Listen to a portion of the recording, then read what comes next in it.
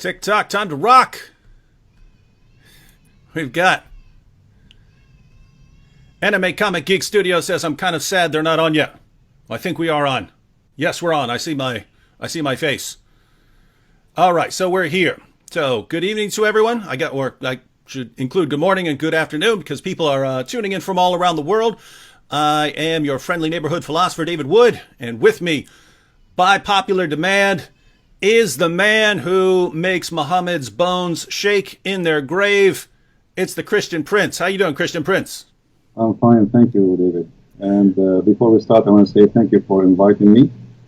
And I'm so glad to be, finally speaking to you and having all those who are, they wanted this to happen. It's happening. So I'm glad to be here. Thank you. Oh yeah, there were people have been telling me to have you on for months. I'm just not good at contacting new people, but here we are now. All right, so we're going to be taking some questions and comments from everyone in the chat here once we get going. But there may be people here who aren't familiar with you, aren't familiar with your work. So in order to help them get to know you a bit better, why don't you share a little bit about where you grew up, your background, and everyone who's watching, while he's doing that, be sure to wage jihad on that like button and share the link on social media. I am an Arab. I speak Arabic. Arabic is my first language. And I studied Islam. I have a degree in the Islamic law.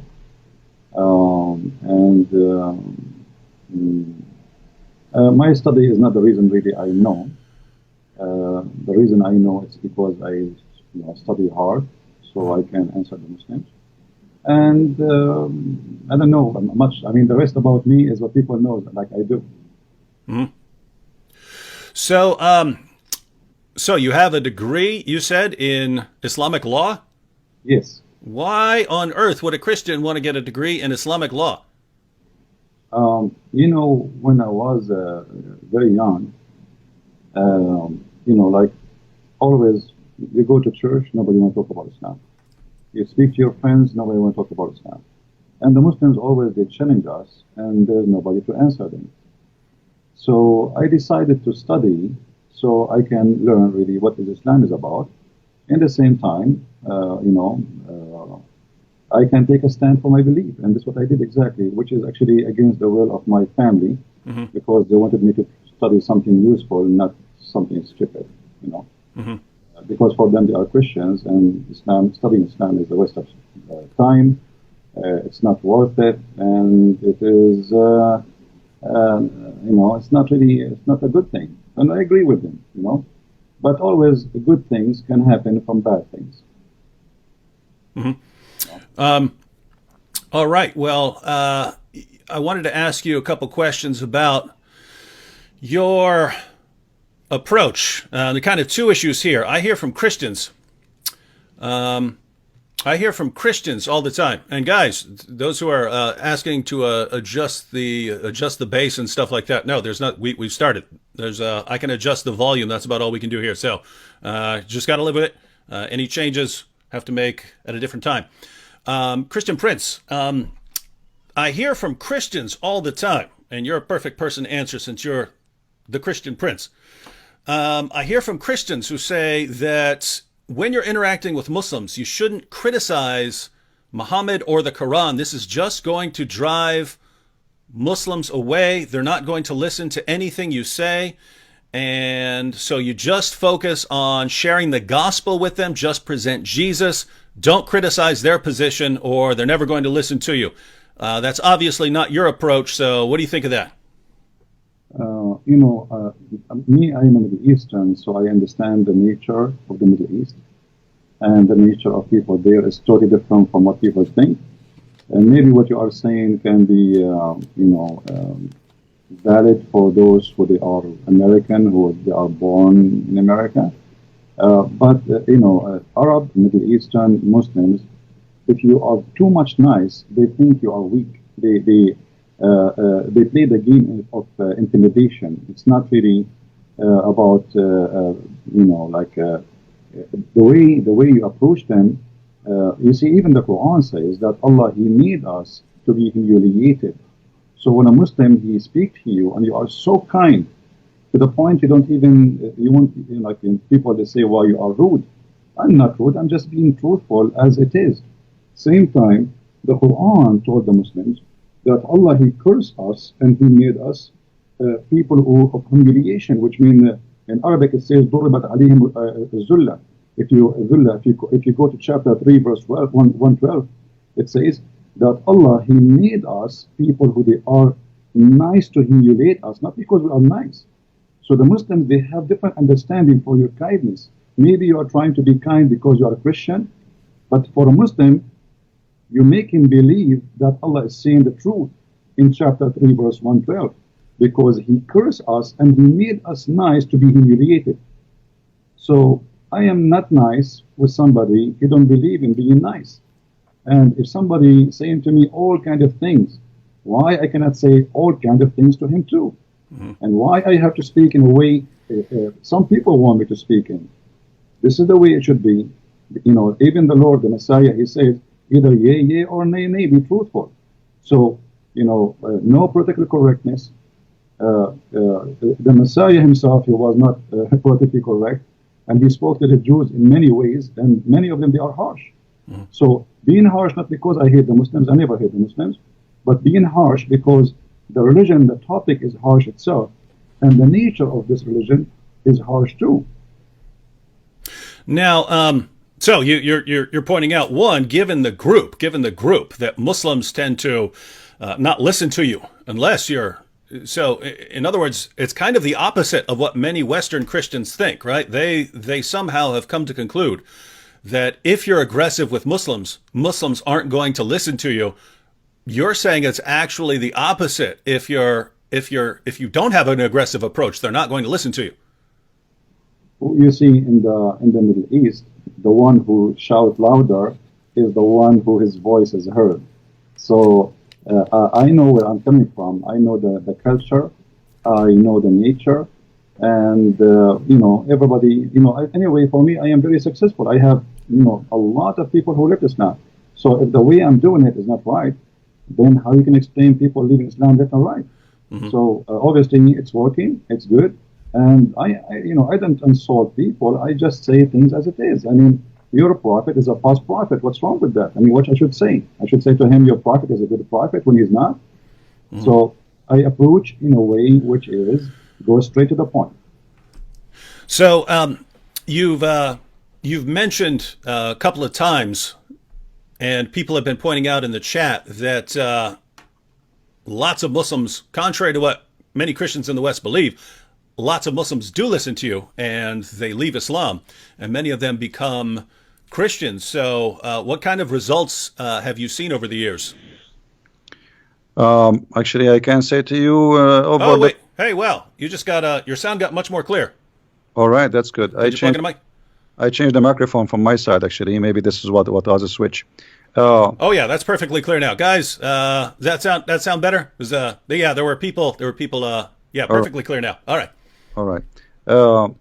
You see, I have in the last few months, I don't know how many. I cannot even count how many people left Islam.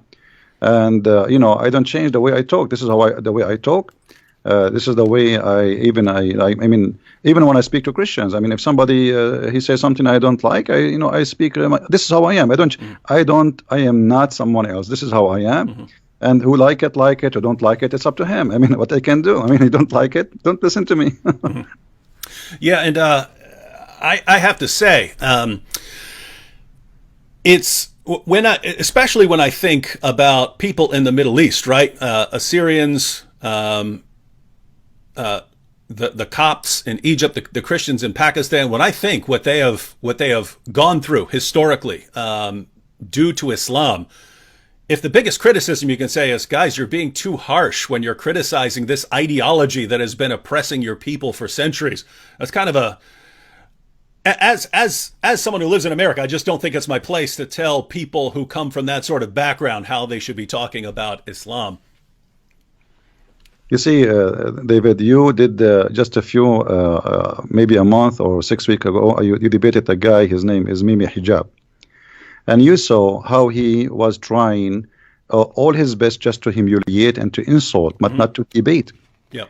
The reason, for him, you are too nice because you are not coming from the same background. For him, humiliation is a way of winning. It's not he may make fun, even though he is saying stupid things, even though he said the most stupid things ever, which is against Islam. I mean, he not only he lost the debate, he looked like an idiot in the village. So yet he think by making fun, he is the winner. So this is a culture thing. This is a mentality. This is a mindset. If you don't understand them, you will not even able to go through their mind. They grow this way, and they think if you are kind, that's mean you are weak, and if you are very gentle and you are not rude, that's mean you don't you are afraid. This is how they see it. For me, I am from there. I know how to speak to them. Actually, this is why they don't want to get close to me. Yep.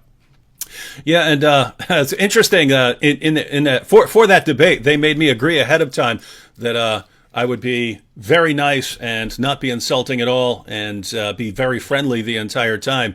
And so it seems they understand as well that if you can get the Christian debater to be nice the entire time, and the Muslim to be insulting, yes, there are Westerners who will watch that and think, oh, this why is this guy being so insulting? But lots of Muslims, boy, they love it. Now, we're going to take some questions here in a minute. I had two questions just on the Arabic, since you're a native Arabic speaker. Not anything specific, but basically here's the idea. The main argument that the Quran gives for its divine inspiration is what I call the argument the argument from literary excellence, meaning that it's just so amazingly written that it has to come from God. But I read the Quran a lot, and I just think it's the most horrible book that I've ever read. I would literally rather read a phone book than read the Quran. I do read the Quran because, I have to interact with Muslims. But if I were just picking something that I want to read, I would actually pick a phone book before I would read the Quran. It's organized horribly. It jumps around from topic to topic. You can't make sense of anything it's saying. I mean, at least a phone book is organized. And all these calls for violence and so on. But I'm told by Muslims that this is only because I'm reading it in English. If I were to read it in Arabic, then I would see that it's clearly miraculous, the greatest book, so great that human beings couldn't have written it. So when you read the Quran in Arabic, how do you resist the power of the Quran to compel you to believe that it is the Word of God? The answer is from the Quran. If you go to chapter 8, verse number 31, the Arab, they were making fun of the Quran, saying this is the fairy tales of the elders. And if we wish, we can make even better than this. Everybody can go and read it. This is a book full of mistakes in Arabic, in a grammar, in a spelling, in a pronunciation. And, they fabricate tons of story. Here we go. We are the Arab Christian. Why we are not amazed? I mean, if Muhammad, he was able to make people to convert to Islam by just hearing the Quran, so why did they not convert? Why Muhammad, he went in war? Here we go. They are Arab in his time, and they were making fun of the Quran. So if you go in the Quran, you will find the word fairy tale mentioned 9 times. The Arab, they say to Muhammad, this is fairy tale and this is stupid. And then Muhammad, he says, well, it's stupid. Can you make something like it? And this is a stupid challenge. I mean, I'm just saying to you, this is stupid. You say to me, can you make some stupid like mine? So Muhammad, he did not succeed in the Arabic. The Arabic is a stupid language, the way he used it, and he was the Arabic in the Quran is a crook Arabic, is not correct Arabic. And if you want to talk about a book of wisdom, I don't know if you can open chapter 24, verse number 61, and read to the audience, and they will be astonished about how stupid this book is. I mean, this is a God who speak, and he teach, and he squeeze his head, and he send an angel with a message from thousands and millions of miles away. Remember where Allah, God knows where Allah is. And now he come to us to say to us, you can eat alone, and you can eat in your home, and you can eat with your sister, and you can eat in the house of your mother. Anybody can read the verse, chapter 24, verse number 61. Want me to go ahead and read it for everyone? Go ahead. All right. So this is the greatest book ever written that can only be written by God, everyone.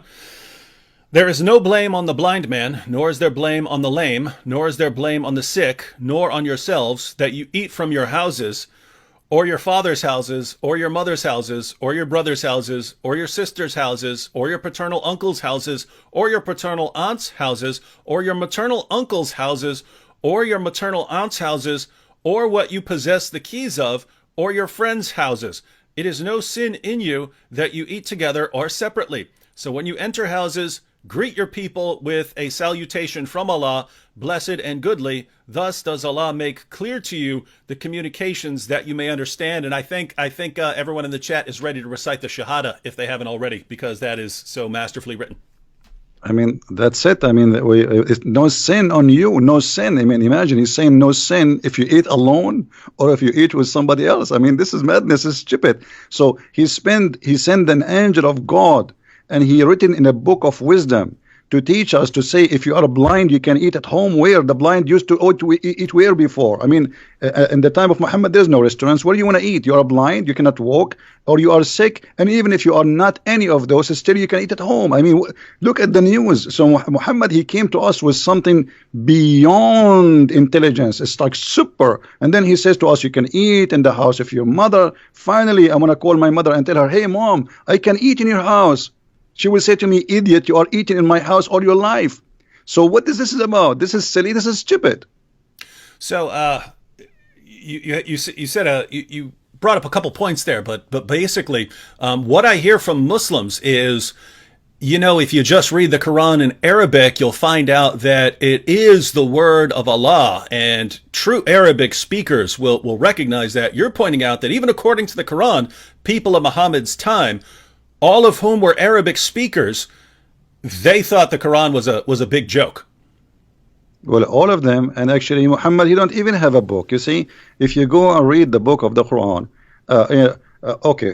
you know, if you go to the Bible, you know, you want to search where God, how he created things, you go to the book of Genesis. Mm-hmm.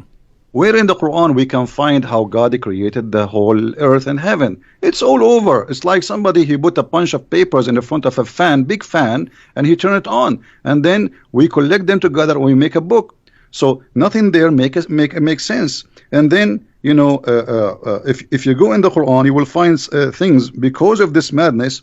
The Quran says that today, as an example, in chapter 3, verse number 7, today I completed your religion for you, accepted Islam for you. And then why? You know, because we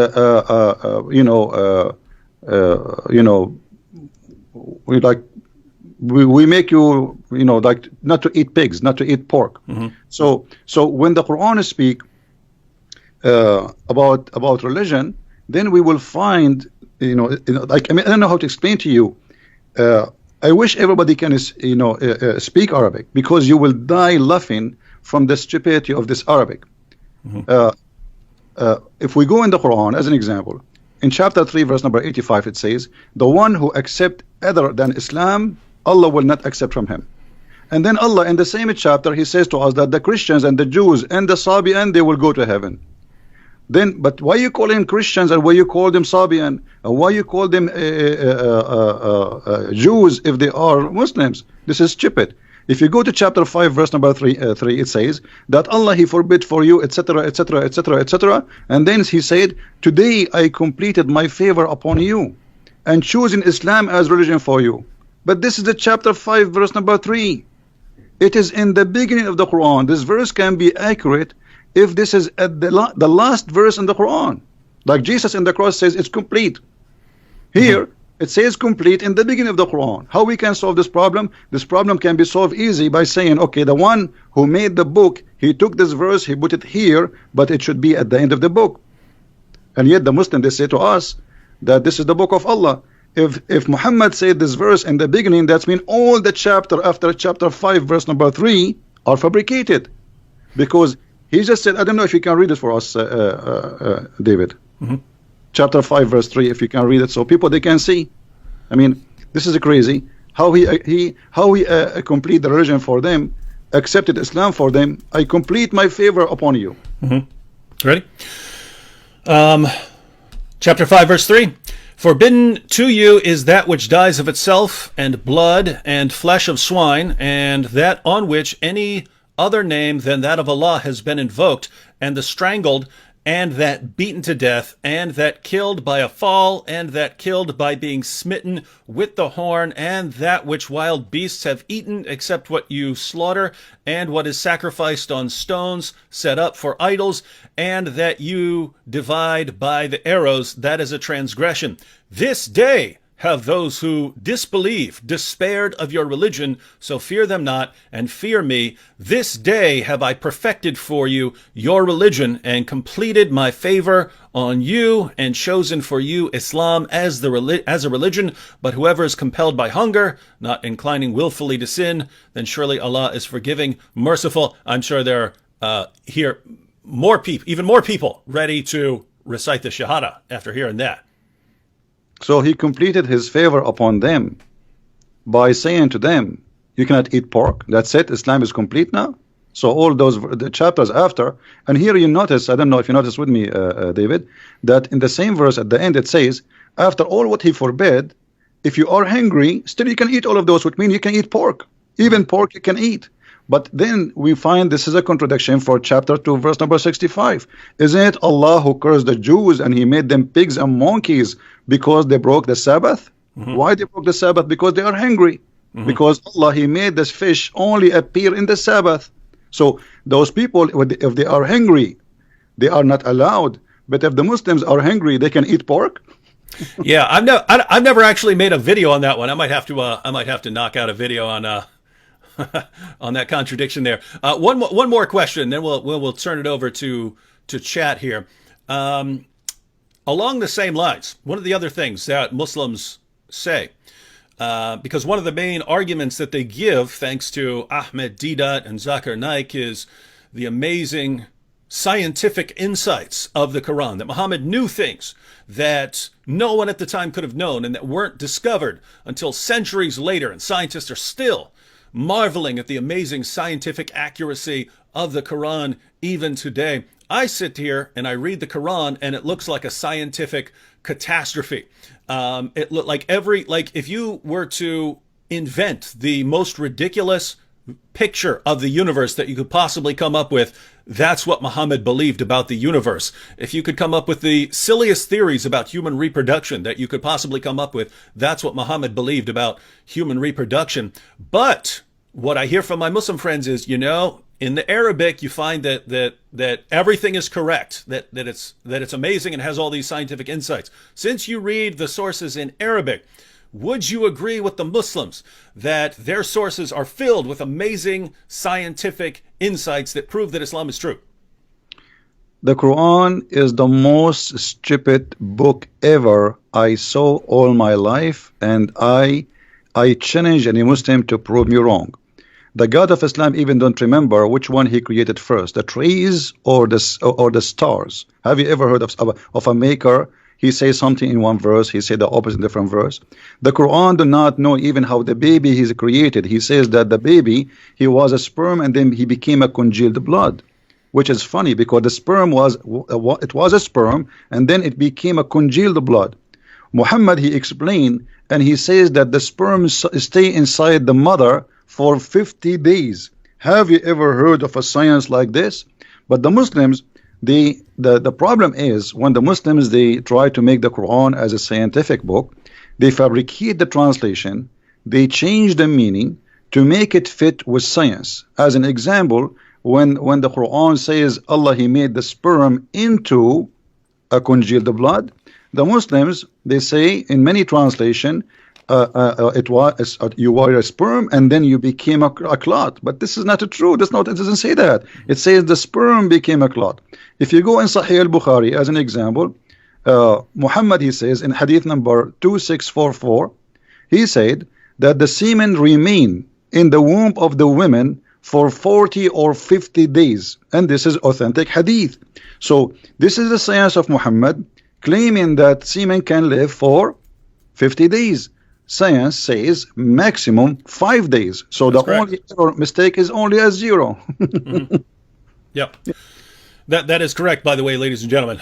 In other words, if you go to your biology class and you ask your biology teacher or professor how long can a sperm survive, you'll hear maximum 5 to 7 days. Not so, according to Muhammad. So if you're a Muslim, you could spend a lot of time. You could spend a lot of time correcting your teachers and professors. All right, Christian Prince. We'll be talking more about the Muslim sources and what the Quran says. Wanted to ask you a little bit about. You seem to have a lot of problem with your videos getting taken down and things like that. There's a comment over here by Guy777 that'll kind of. I'll reply to this real quick and then get your comments because. There is an issue with censoring critics of Islam. Now, Guy777 here says, so I'm a Christian and got banned for criticism of Catholic doctrine, but you guys criticize Islam for a living. Why ban me? Well, no one's stopping you from talking about Catholic doctrine, Guy777. No one's stopping you from talking about Protestants, Orthodox, Catholics, anything. When we have a topic and we're going to be addressing something, if we're going to be discussing the interaction between Islam and Christianity, there always seems to be a small group of people who want to divert the discussion in the chat to something else, right? So flat earthers will show up and we'll start arguing, hey, everything is about flat earth. People will start bringing up political issues, and we're discussing a topic, right? We're discussing issues. And there are people who try to divert them. No one's stopping you from talking about those things, but go somewhere where they're discussing those things.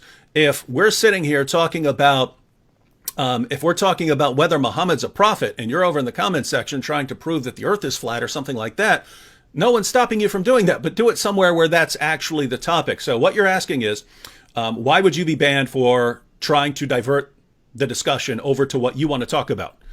I hope when you hear it like that, you can understand the answer, right? If everyone's over in the chat trying to divert the discussion to some other topics, then no one's actually paying attention.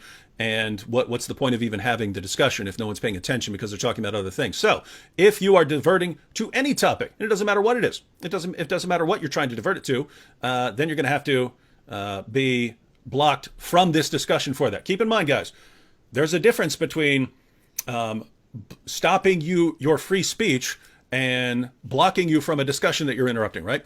In the United States, we have protected free speech. That doesn't mean you get to come into my room and scream in my ear all you want. You can't say, oh, I'm screaming in your ear in your house because it's freedom of speech. No, that's a separate issue, right? No one's going to stop you from stating your positions in certain places, in public, on the streets, in public parks, things like that.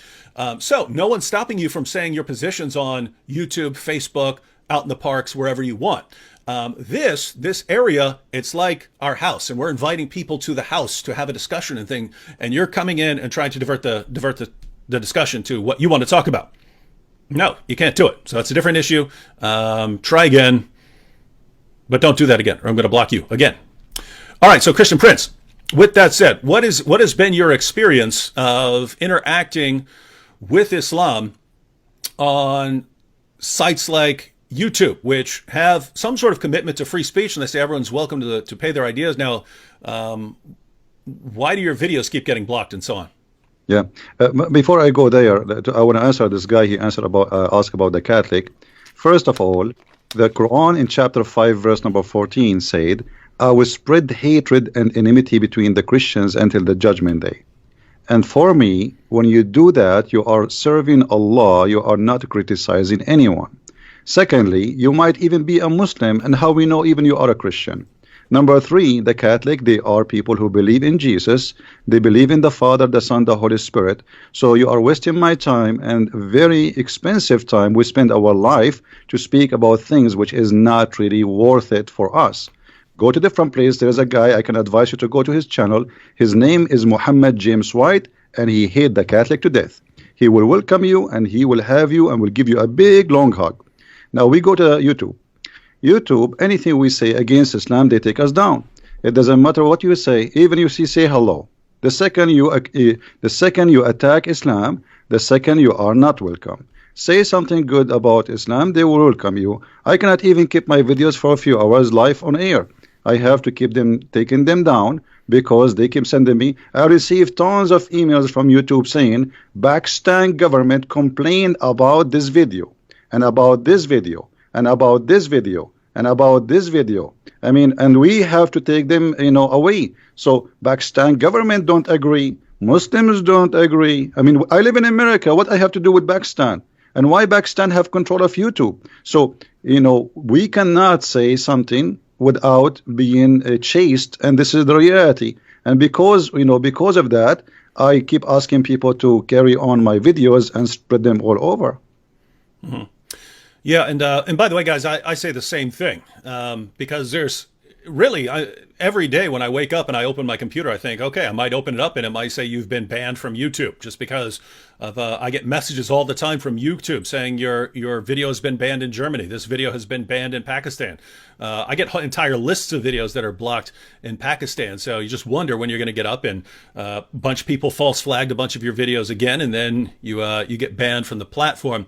So it's a pretty rough position. By the way, the guy who just asked the question about Catholics, he said he thanked me for at least answering the question, and so hope that was. For the record, I like James White when James White is talking about the topics that James White is really awesome at. But there is a good point there. If you're interested in those kinds of discussions, James White's platforms deals with those, right? We just don't. We're not dealing with that there. We're not dealing with the interactions of Catholicism and Protestantism and Orthodoxy. So we're going to continue here. We have here, I'm going to go through some of the questions over here. Someone says, can you please ask the Arabian prophet to explain the Egyptian saying Salli al-Nabi? Is that something you're familiar with? Yes, Salli al-Nabi, which means pray on the prophet, you know. And actually, this is something happened during the debate with Mimi Hijab, when he said to you, it's mean pray for, not pray to. Supposedly he fixed it, but the fact he make it blind. Allahu wa malaikatahu yusalluna ala nabi. Allah and his angels, they are praying on the prophet. So salli ala nabi, it is a term which the Arab, they keep repeating based in the order of the Quran, where it says that every Muslim, every believer have to pray on the prophet. And even Allah himself, he prayed on the prophet and the angels, which means Muhammad became the center of the universe. Mm-hmm. So you're saying that this actually refers to prayer here. Absolutely, this is a prayer. Yeah. I mean, like when you ask in your debate about the word salah, and they start making fun. I mean, show me one word in the Quran it doesn't say salah mean pray. Only in that verse they play with the translation, and suddenly the word salah become blessing.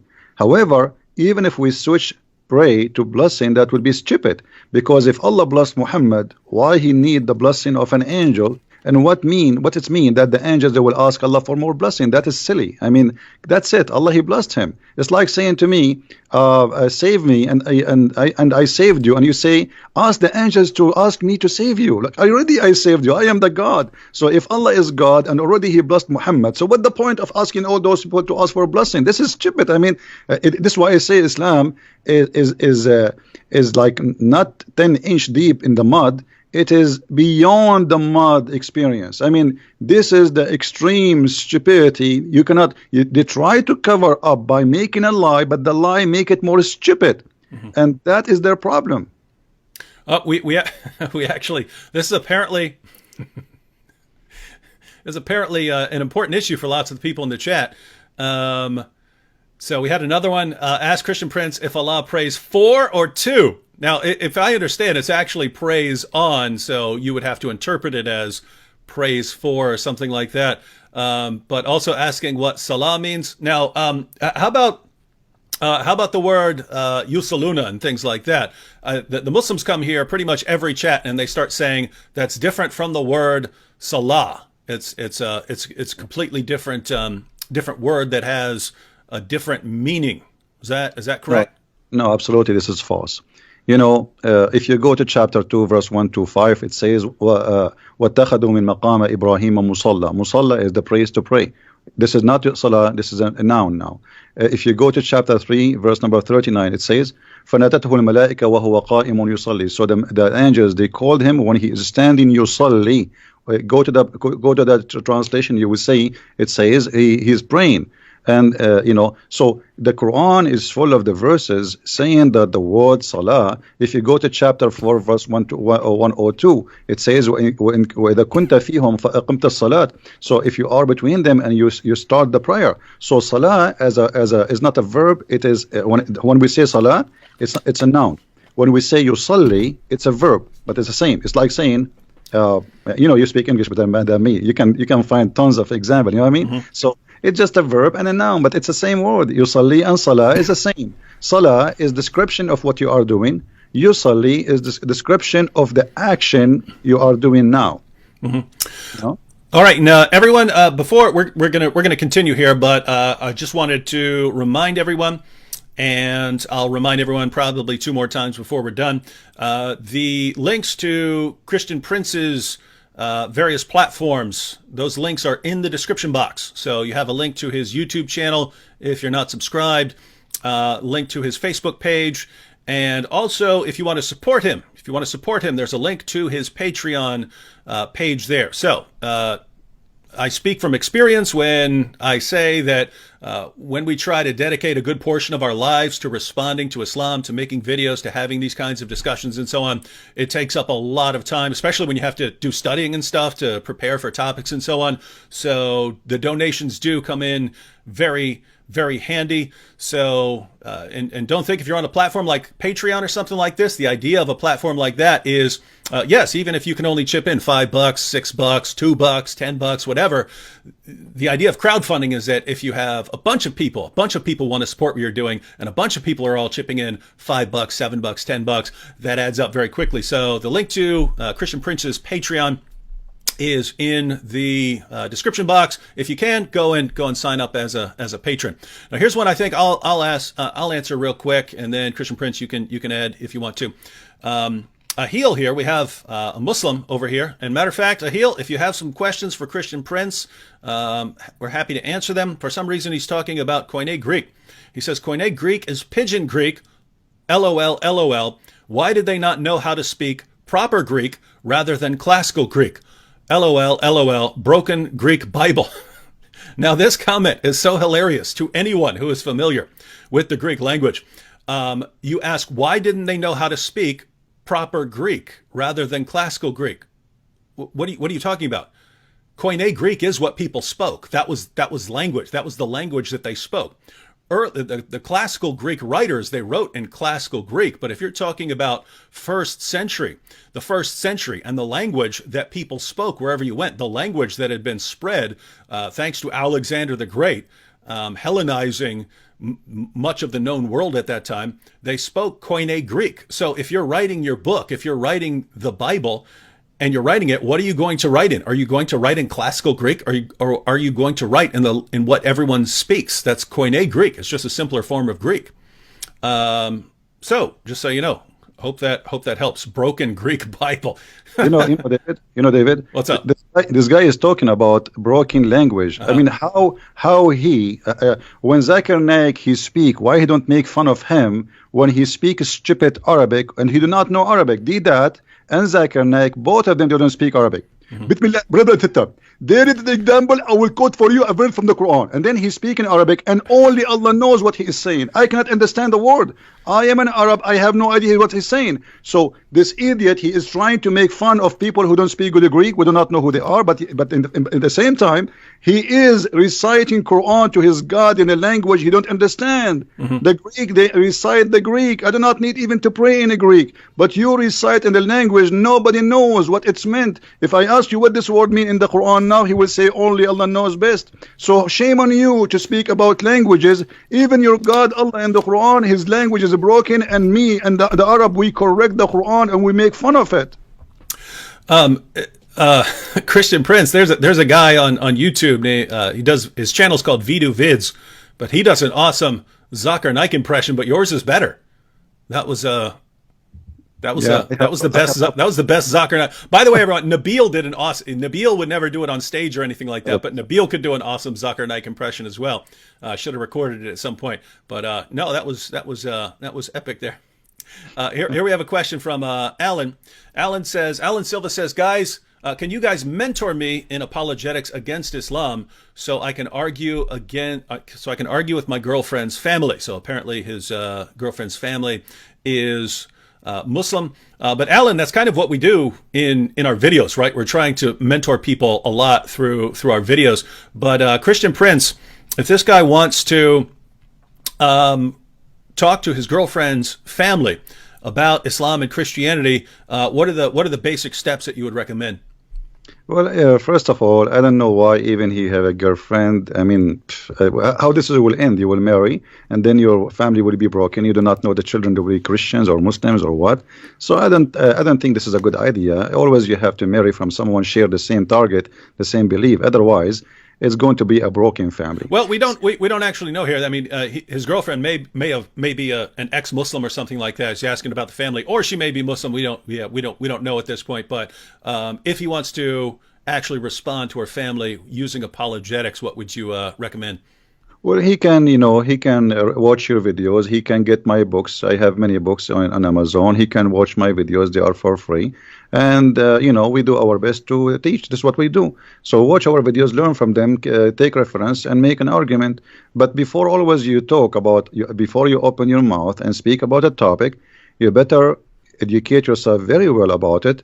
Not only just learn 2 letters and go and say, hey, I heard this, because that will be not really a good idea. You have to get you don't claim to be a chef if you know only how to make salad. You have to know how to make many dishes. So you need to educate yourself very well before you open your mouth about a topic. Mm-hmm. We have a question here. Why is the word Pharaoh used in the Quran as a proper name? It lacks the definite article, so it is the name of the Egyptian king from the era of Moses, not a title. Is that correct? Is that a problem? Well, when the Quran says Pharaoh, and this is appear in more than 61 places, the Quran don't tell us who is Pharaoh, but it's talking about Pharaoh as a name, as if this guy, his name is Pharaoh, which is wrong. Mm-hmm. Same time, there's many pharaohs. Which one? Mm-hmm. But the Quran, it's very famous about history mistakes. As an example, the Quran mentioned that Moses, he met with the Samurai, and I'm sure you are familiar with the story where Moses, the Samarian, they met with Moses and they spoke with him. So obviously the Quran is not a book of history, and it's mixed up. Mm-hmm. And they do not, Qarun,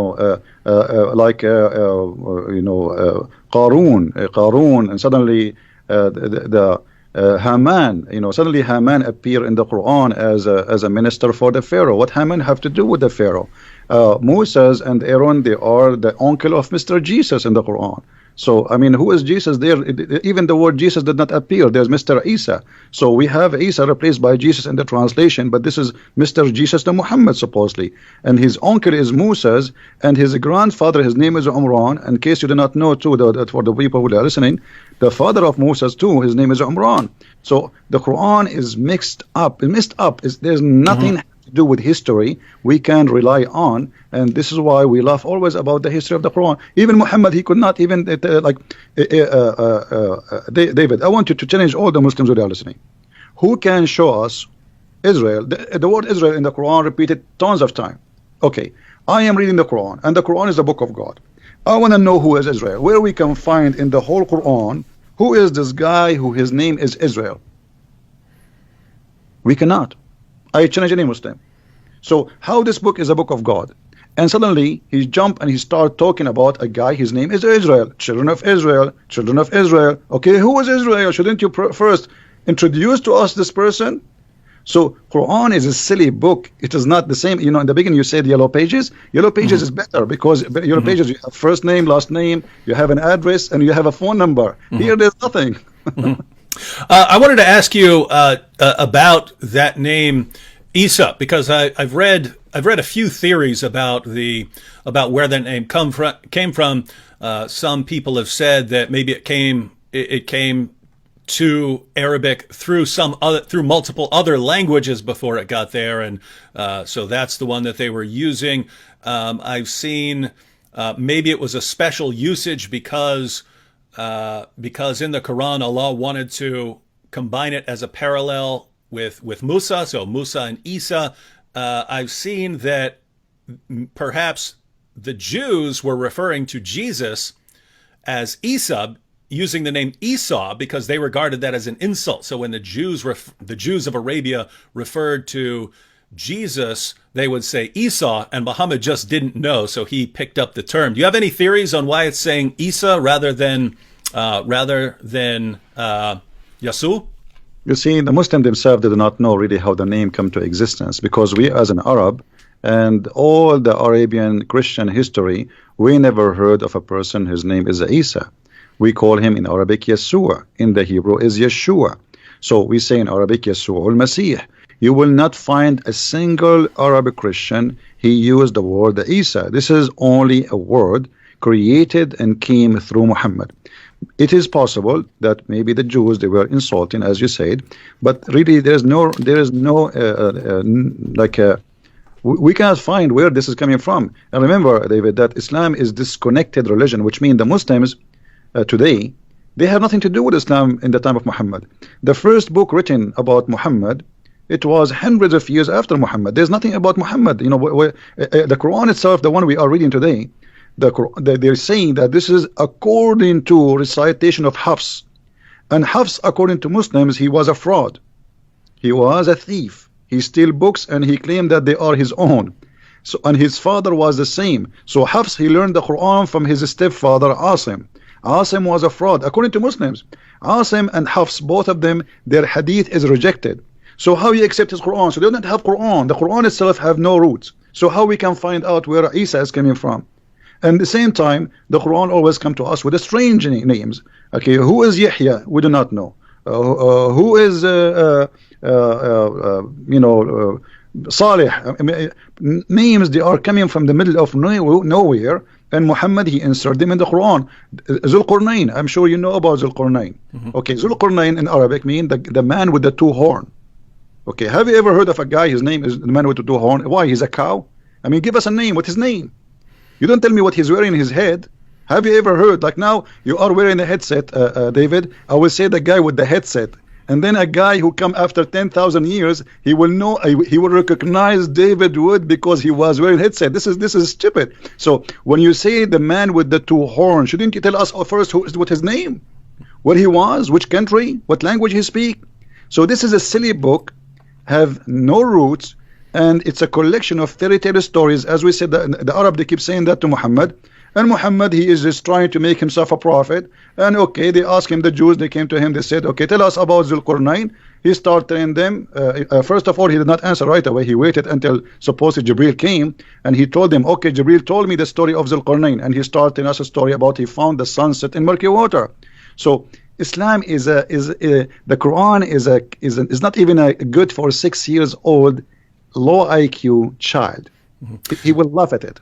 And the things you're bringing up about, you know, the Quran not explaining who this person is, or not explaining who that person is, those are actually a pretty big problem for Islam, because Allah claims that this is the book that's explained in detail. It's fully explained. He's given us a book that's fully explained.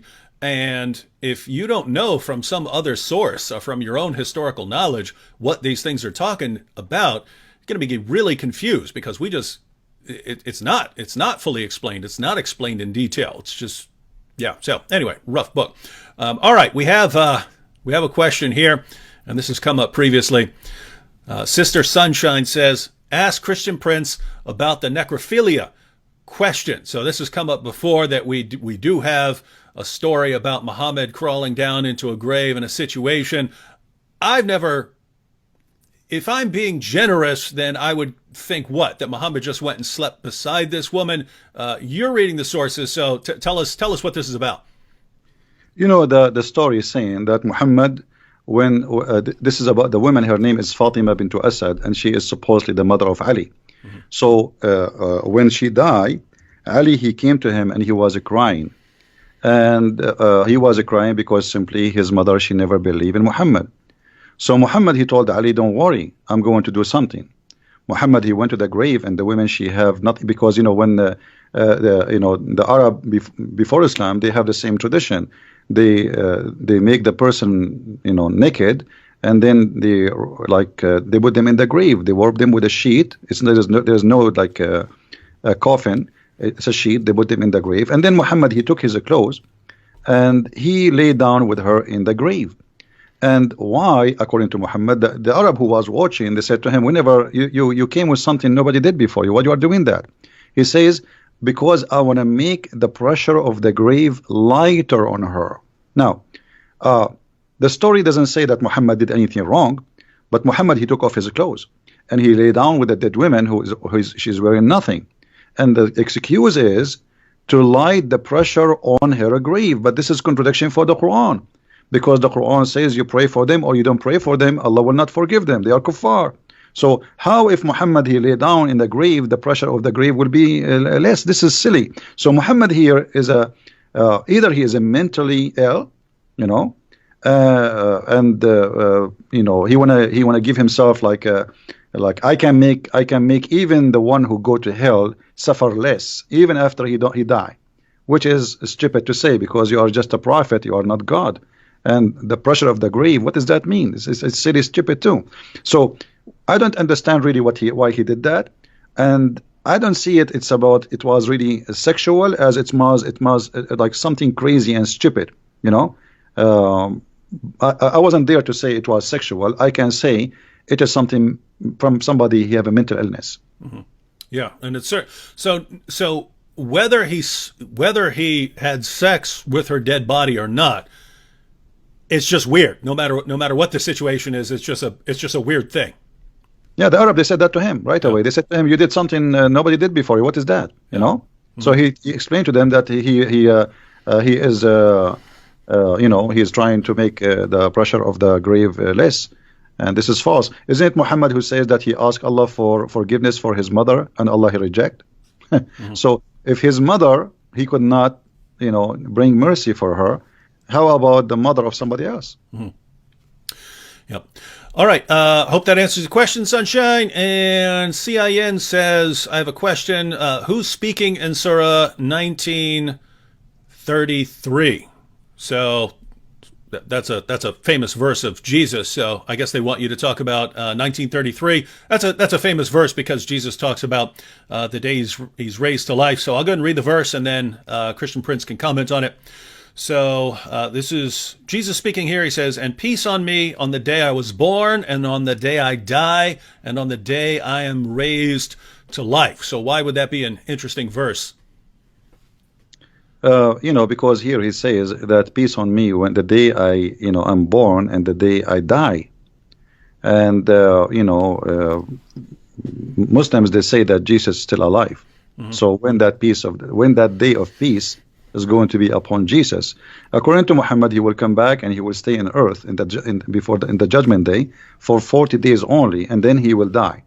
And what peace on me in the day I die mean? I mean, it doesn't make sense. I mean, death is death. If there's a peace, I mean, what does that mean? So Muhammad, he say things nobody understand, and this is why Muhammad in chapter 5 verse 101 said, "Ask no questions," because verse number 102 it says, "Why not? Because if you do, you will leave Islam." Mm-hmm. So ask no questions. I say things nobody knows what it means. It's including me. Now, if Jesus is going to come in the judgment day, shouldn't we ask the Muslims why? Why? Why not Muhammad? Muhammad is the last prophet. Why Allah did not? Muhammad was killed by poison. Why Allah, he saved Jesus from a cross? He did not save Muhammad from the poison. So all the questions, the second you ask a question about Muhammad or about Jesus in Islam, everybody go in trouble and they have no answer, and they will say to you, Allah knows best. And this is the best answer they can give it to you. Allah knows best. Mm-hmm. Yeah. All right, we have a comment from a Muslim here who says the Quran talks about Christians with respect, and it does. I mean, you've got Allah saying that Christians are closest in love to the Muslims. So we've got the Quran talking about Christians with respect. Is that correct, Christian Prince? Well, the Quran insult the Christians all over, and he say we are mushrikeen, we are the worst of the creatures, we are worse than animals. Allah, he hate us, chapter 5 verse 14, chapter 5 verse 51, Allah says take not Christians and Jews as a friends. So when a Muslim he says Quran respect the Christian, that is really funny. So why Allah he will spread hate between us, and why we are the worst of the creatures? And when he say in the Quran, like the Christian and the Jews, they can only friends to each other, and the one who is a friend to the Christian and the Jews, as in chapter 5 verse 51, to the Christian or the Jews, he is unjust and he is a bad person. He is evil doer. So when a Muslim says Quran respect us, show us where. I want to see that. And the Muslim, what they do, they show you verses Muhammad he said in the beginning of his life, like in chapter 5 verse 69, Muhammad he says, inna alladhina amanu walladhina hadu was-sabi'una wan-nasara, etc. Those who believe and those who they are Jews and Sabi and Nasara, they will go to heaven. This is in the beginning. But later Muhammad he says in chapter 5 verse number 72, the same chapter, just a few verses after, kuffar, they are kuffar, those who say Allah he is the Messiah, the son of Mary. So he called us kuffar. In chapter 5 verse number 82, this is the verse he is quoting for us. This is a verse not saying that we are good. No, you see, look, Muhammad, we mentioned like the guy who asked about he want to talk about Christian sect. Muhammad he was trying to what they call it, divide and conquer. So chapter 5 verse 82, he was saying, oh, the Christians are close to us, the Jews are the enemy. So he was trying to say to the Christians, don't worry, I'm going to kill the Jews only.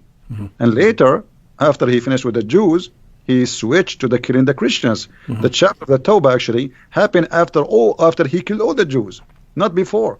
He finished with the Jews and he finished with all the enemies, and suddenly he came with the Tawbah 9:29 says, fight those who don't believe in Allah. He meant specifically the Christians, and he decided to attack the Roman in Tabuk. Yeah, and so everyone, when you're looking at Quran verses and you think, oh, that sounds nice, so you have to kind of try and piece those together in order. When Muhammad starts out as a prophet, it was, according to him, it's, hey, I'm Muhammad and the Muslims are with the Jews and we're with the Christians. It's all of us monotheists together against the polytheists, the idolaters. And then he moves to Medina, the Jews reject him, and then, hey guys, it's me, the Muslims, and the Christians, and we're together against the Jews and the polytheists. They're the enemies here. And then by the end, as Christian Prince pointed out, it's fight everyone. It's Islam versus everyone. So my Muslim friends, that may work with your Christian friend down the street. If you're talking to Christian Prince, you're not gonna pull off the Quran talked about Christians with respect. It's just not gonna work here. So get a better position. David, Yeah. what about to say to him, I want to say to you, you are kafir. Let us see what he will do. Let us say, I'm going to say to you, you are najis. Isn't it Muhammad? He says that the Christian, the Jews, all who don't believe in Allah are najis. Najis means filthy, dirty. So if I call you najis now, is that respect? I mean, they say silly stuff. Those things can work with those who do not know. Yep. Don't try those tricks with us. You have no idea you are talking to who. Yep. Here's a good one. Christian Prince. I would join this man as well in hearing your thoughts on this. He says, Christian Prince, do you think that Muhammad received a satanic revelation and believed his message, or do you think he simply saw prophethood as a way to gain power and knowingly created a fabrication? So was Muhammad sincere, but he was deceived by evil spirits, or did he know what he was doing? We can say both, but I believe strongly if you go to Sahih Muslim, you will see Aisha in hadith number 1464. She said, Inna rabbuka yusari'u ila hawaka ya Muhammad. I see that your Lord, your Allah, he just trying to satisfy your sexual needs. She's talking about his sexual. He make verses saying, any woman she want to give herself to the Prophet, so the Prophet, he can sleep with her. So even the household, who live in the household of Muhammad, Aisha, his favorite child wife, she got him busted. I see that your Lord, he has hastened for your desire. What desire we're talking about? Sexual desire.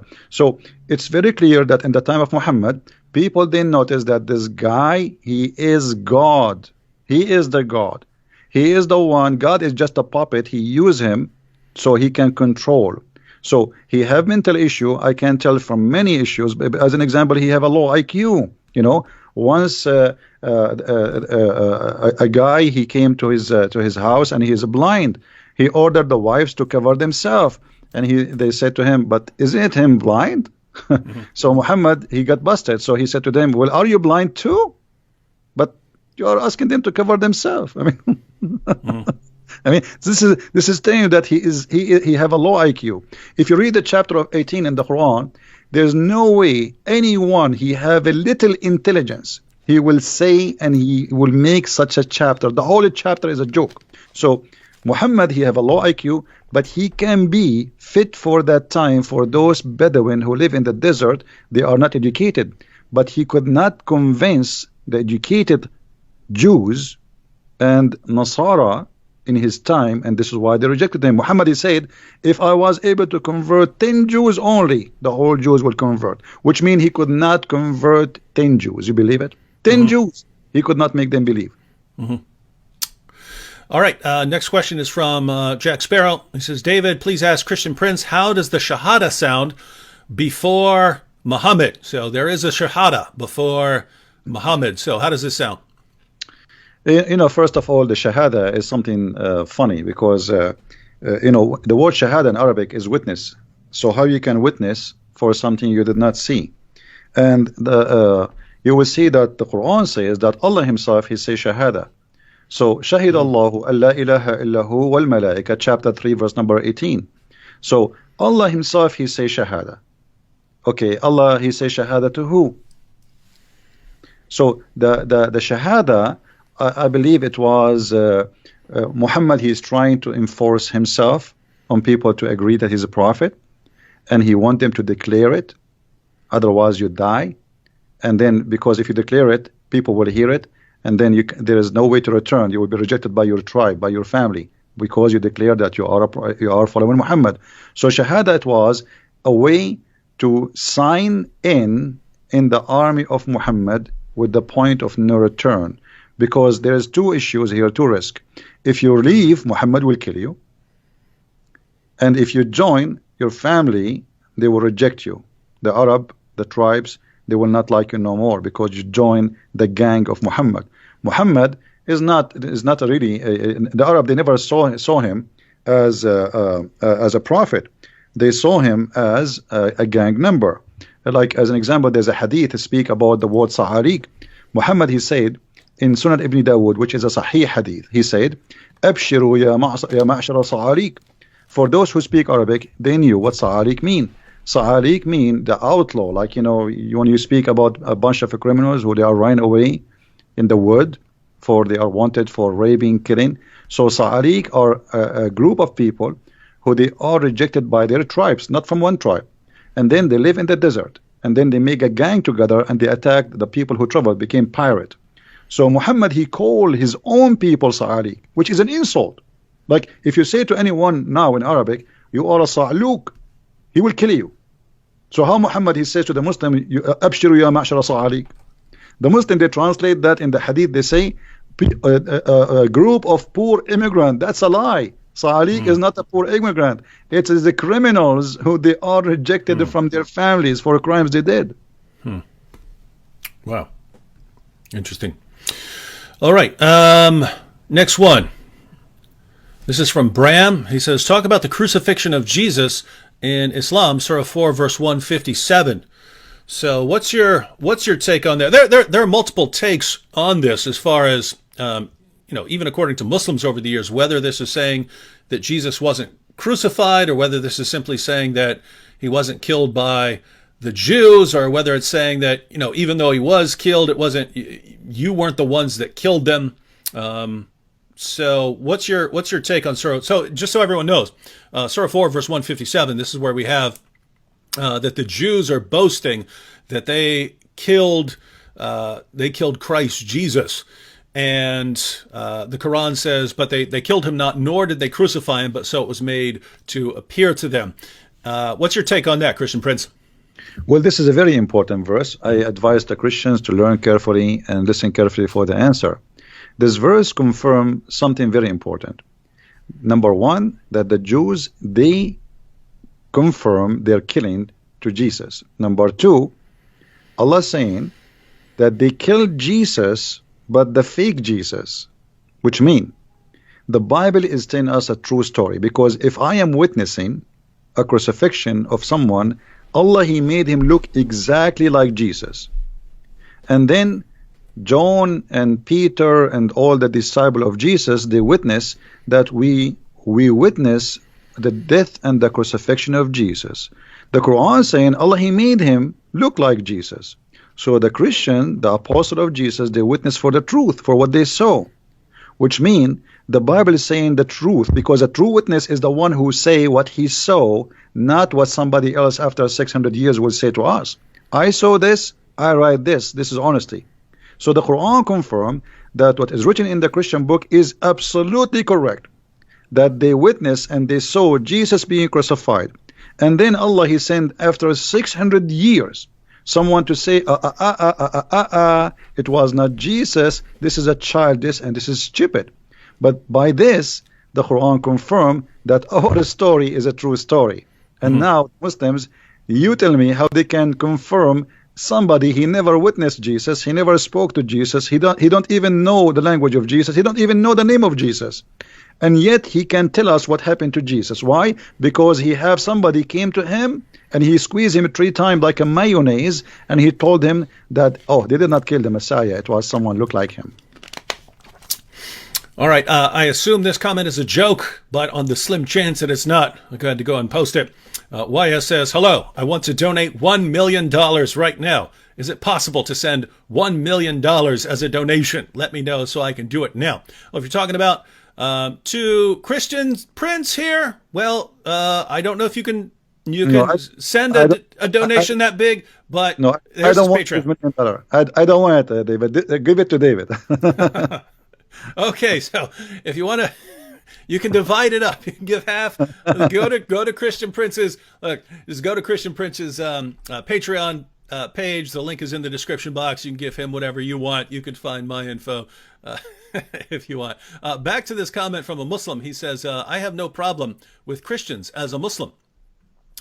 Well, my take would be that that's great that you don't have a problem with Christians as a Muslim. But my understanding is that Allah has a problem with us, and Muhammad had a problem with us. And because Allah and Muhammad had a problem with us, and the rightly guided caliphs had a problem with us, and 14 centuries worth of Muslim scholars have had a problem with us, that there's still a problem with us. So, Christian Prince, how would you respond to a Muslim who says he has no problem with us? How he say, I'm a Muslim and I have no problem with the Christians? That means you are a hypocrite. Because if you are a Muslim, you believe in the book of Allah, and the book of Allah says in chapter 5, verse 51, take not Christians and Jews as friends. Even the Quran in chapter 9, verse 23 says you cannot even take your father and your brother from your blood as a friend. So either you are a hypocrite, playing taqiyya on us, think that we are a bunch of fools who do not know your book, or you yourself, you have no idea what Islam is about. You are just born of a Muslim family. Your name is Muhammad, and you think you are a Muslim. Choose one. Which one is you? I don't know. Yeah, I have to say, to the Muslims who are watching and thinking, hey, I get along with Christians. I get along with everyone. I don't have any problem with them.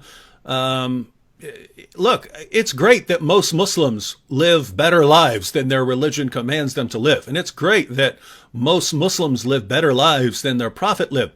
But we're not talking about nice Muslims who just don't follow Muhammad's teachings. We're talking about what the Muslim sources say. So even though you have no problem with us, again, your God definitely has a problem with us, and your prophet definitely had a problem with us, and that's why followers of your God and your prophet have been killing Christians and lots of other people for a very long time.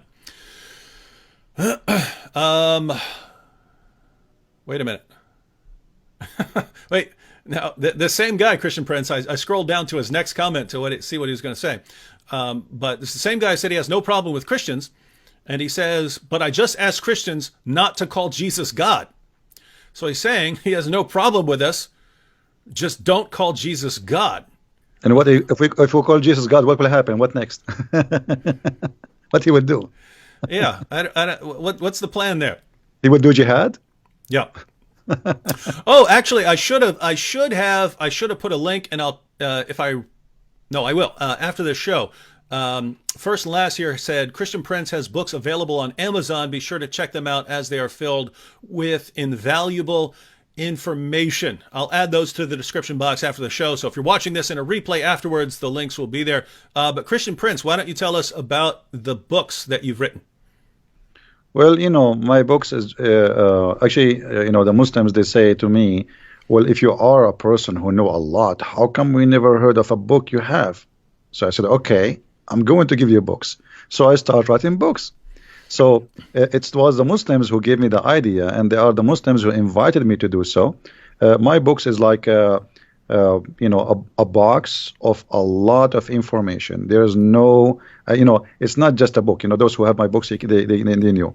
I just released a 2-volume, Sex and Allah, and the whole 2 books is about sexuality in Islam, and for the Arab, before Islam and after Islam.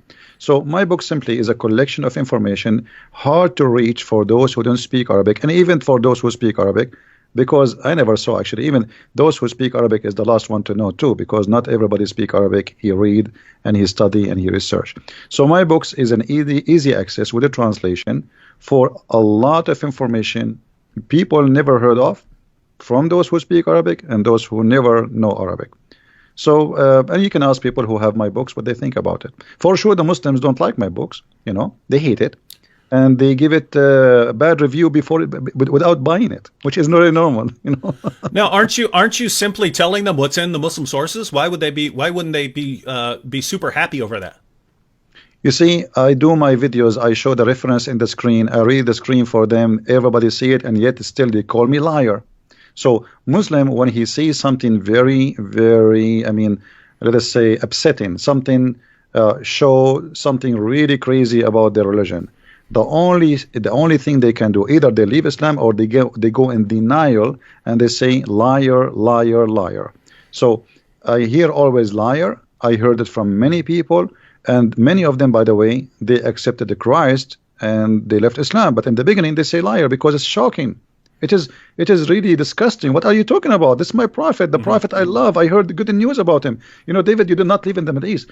If you go in the Middle East, you go to the bedroom, you hear the Quran. Because they play it in the speakers, in the loudspeakers. You go to the bathroom, even in the bathroom, you hear the Quran. You open your TV, everybody speaking about the amazing, the most Prophet Muhammad. You open your radio, it's the same. You go in the bus, it's the same. You drive your car, it's the same. You go to the school, it's the same. So wherever you go, there's one guy. You see, a certain time the American movies have only Sylvester Stallone. So Muhammad is the only Sylvester Stallone for the last 14 centuries. So how dare you to say something we never heard of?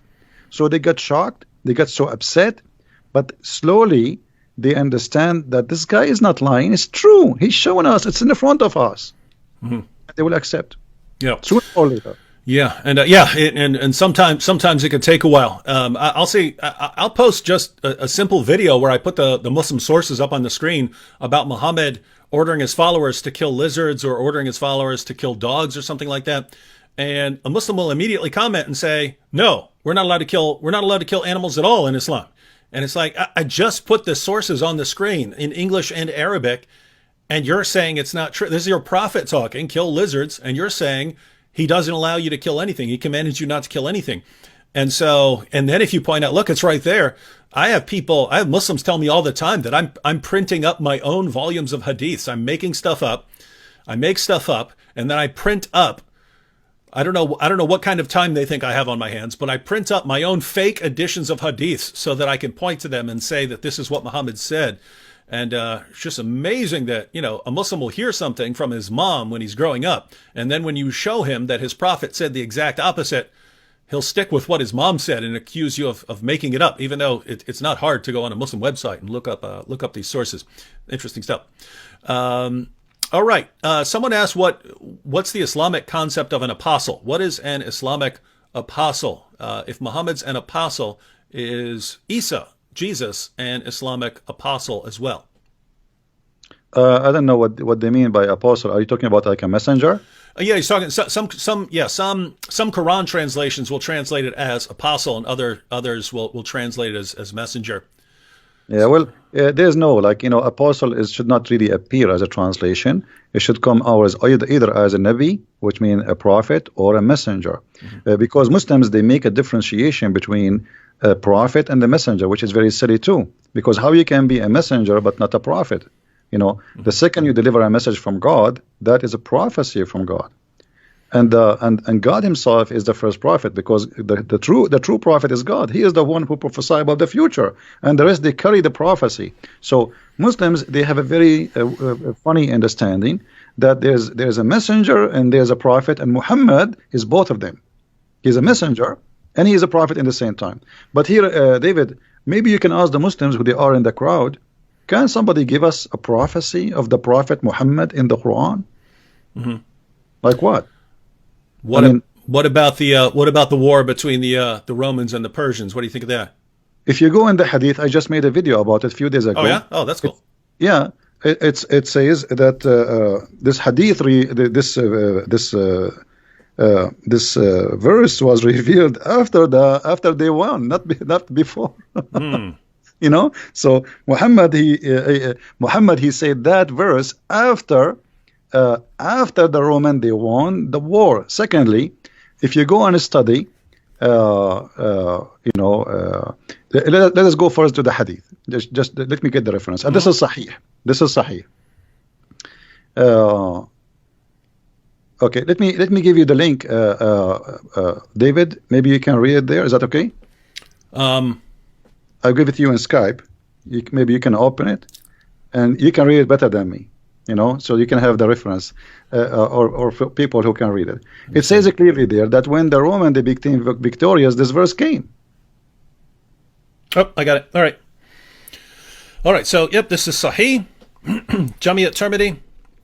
Abu Sa'id narrated, on the day of Badr, the Romans had a victory over the Persians. So the believers were pleased with that. Then the following was revealed.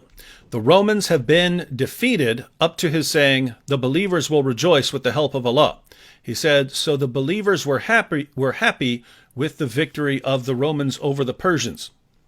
So how this can be a prophecy? The verse came after they won the war. How this can be a prophecy? This is stupid. I mean, right? That's what it says. So they won, the Roman they won, and Muhammad he said the Roman they were victorious. So what is the prophecy? Same time, even if this hadith does not exist, we get them busted, because Muhammad he used in Arabic the word bada, and the word bada is between 3 to 9, and the final victory. The Roman they lost Jerusalem in 614, and the final victory it was 28 and 29. So Muhammad still he got busted either way, either if it is he say that before they won, or if he say that after they won. But imagine after Trump he won, I say, let me give you a prophecy. He won, and the Republican will rejoice. That's funny. He won already. He won a year ago, in the year 2016. So the hadith in front of you is very clear. Same time, there is a question, and no Muslims can answer, why the Muslims will rejoice for the Roman victory. Isn't it the Roman are kuffar? Why they will rejoice for the victory of the Roman? What they have to do with the Roman?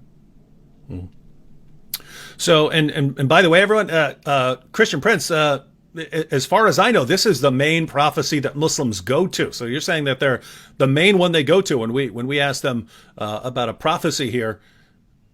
It fails completely. Absolutely, it's stupid in either way, because the years. If you see this hadith here, if we say it's not exist, but they cannot say it's not exist. It's sahih, as you see. So the Roman they were victorious, and then the following verse was revealed. It's very clear. So it's revealed after they've been victorious, not before. Secondly, in Arabic it says غلبت الروم, and then it says وبعد غلب سوف يغلبون في بضع سنين. So they are going to be victorious in the word bada 3 to 9, and the Roman took them a lot longer than what Muhammad he predicted. So either we go that Muhammad he was predicting before, and that will make him look as a false prophet, or we say as the hadith here, which is sahih supposedly, saying that the verse revealed after the Roman were victorious, and that will destroy all the claim anyway. And it's kind of Even if we granted everything that Muslims claim about this, if we ignore the hadith you mentioned and so on, and we ignore the time frame, that the time frame was not met, even if we ignore all of that and we say, okay, Muhammad predicted this side would win a victory in the future, and they did. It's kind of a really weak prophecy when, you know, you've got battles and they're going back and forth. The wars are going back and forth and so on. That would be like me saying, ladies and gentlemen, the Republicans won the presidency, but at some point, the Democrats will win the presidency again. And then eventually when the Democrats win, I say, you see there, I'm a prophet, ladies and gentlemen. No one would accept that. And yet this is the one they go to, along with all the other problems. Yeah, this is a war happening for 300 years, and they win and they lose and they win. They lose. This is silly. Same time, you know, Muhammad, he claimed that the Roman, they will be the major population of the people of the earth. So, okay, well, Muhammad, he made a prophecy about the Roman, and let us see what it is. When Muhammad, he says, and this is in Sahih Muslim, that the Roman, when the judgment did come, they will be the major population of mankind. And this is hadith number 2898a. So, تقوم الساعة والروم أكثر الناس. The judgment day will come, and the Roman, they will be the most biggest population of mankind. They are the majority. So, but the Roman are gone. Where is the Roman? Do you know where is the Roman, David? Where is the Roman now? Here we go. This is a false prophecy. If one prophecy made by a prophet who claimed to be prophet, that's it. He's a false prophet. You know. Yeah, and there are other prophecies that Muhammad made where I just can't figure out how they can possibly come true now. So, for instance, Sahih Bukhari 71:16 narrated Abu Huraira, Allah's messenger said, "The hour will not be established till the buttocks of the women of the tribe of Daus move while going around Dul Khalasa." But that place was destroyed by Muslims a long time ago, so it's never going to happen. The people of the women of that tribe are not going to be marching around this place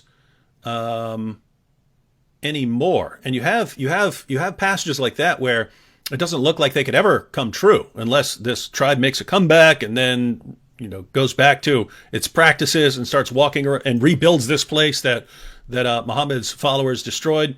Then you got others which, I mean, if Muslims really take their prophet's words seriously, they should be going and trying to confirm them. So let me give an example. Sahih al-Bukhari 71:19 narrated Abu Huraira, Allah's messenger said, "Soon the river Euphrates will disclose the treasure of the mountain of gold. So whoever will be present at that time should not take anything of it." So according to Muhammad, there's a mountain of gold below the Euphrates, a giant mountain. So if Muslims think this guy's a real prophet, they should really they should take some metal detectors out and be at the Euphrates and find this giant mountain of gold. They'd be rich forever. Well, as long as you mentioned the Euphrates, do you know where the Euphrates is coming from, according to Muhammad? Where's that? It's coming from heaven. When Muhammad, he went to the seventh heaven, he found that the roots of the rivers Sihan and Jihan and Euphrates and the Nile, those are 4 rivers are known. All of them, they are coming from the Jannah. And this is Sahih. This is not this is like you can go even to Sahih al-Bukhari. Let us see, 56110. So just type the word Euphrates in Sunnah.com, and you will see the reference. So there is 4 rivers, 2 of them appear and 2 of them underneath. And he asked Jibreel, who are those rivers? Jibreel told him those are the rivers, Euphrates and the Nile. So this is a lie. I mean, this is obviously it's a lie. So if Muhammad is a prophet, he prophesy lies. What about the Quran? When the Quran prophesy that the man have a sperm coming from the backbone, this is prophecy. It's something supposedly we do not know. And this is the Quran. They cannot say it's a weak Quran. So chapter 86, verse number 6 and 7, it says, "من بين الصلب والترائب," from the backbone and the ribs of the women. Not only the ribs, the location of the necklace. The word tara'ib is the location where the women have, like, if a woman, she put her like if she is wearing a cross and it's kind of short, is going to around tight her neck, and that location where the cross will set is exact what we are talking about. You know what I mean? Like the touch between the ribs and your neck, you know, the hole there. This is exactly where Muhammad, he claimed that women, they have a sperm and it's coming from there, and the man have a sperm and coming from the backbone. What about the chapter of the moon where he said the judgment day is near and the moon is split?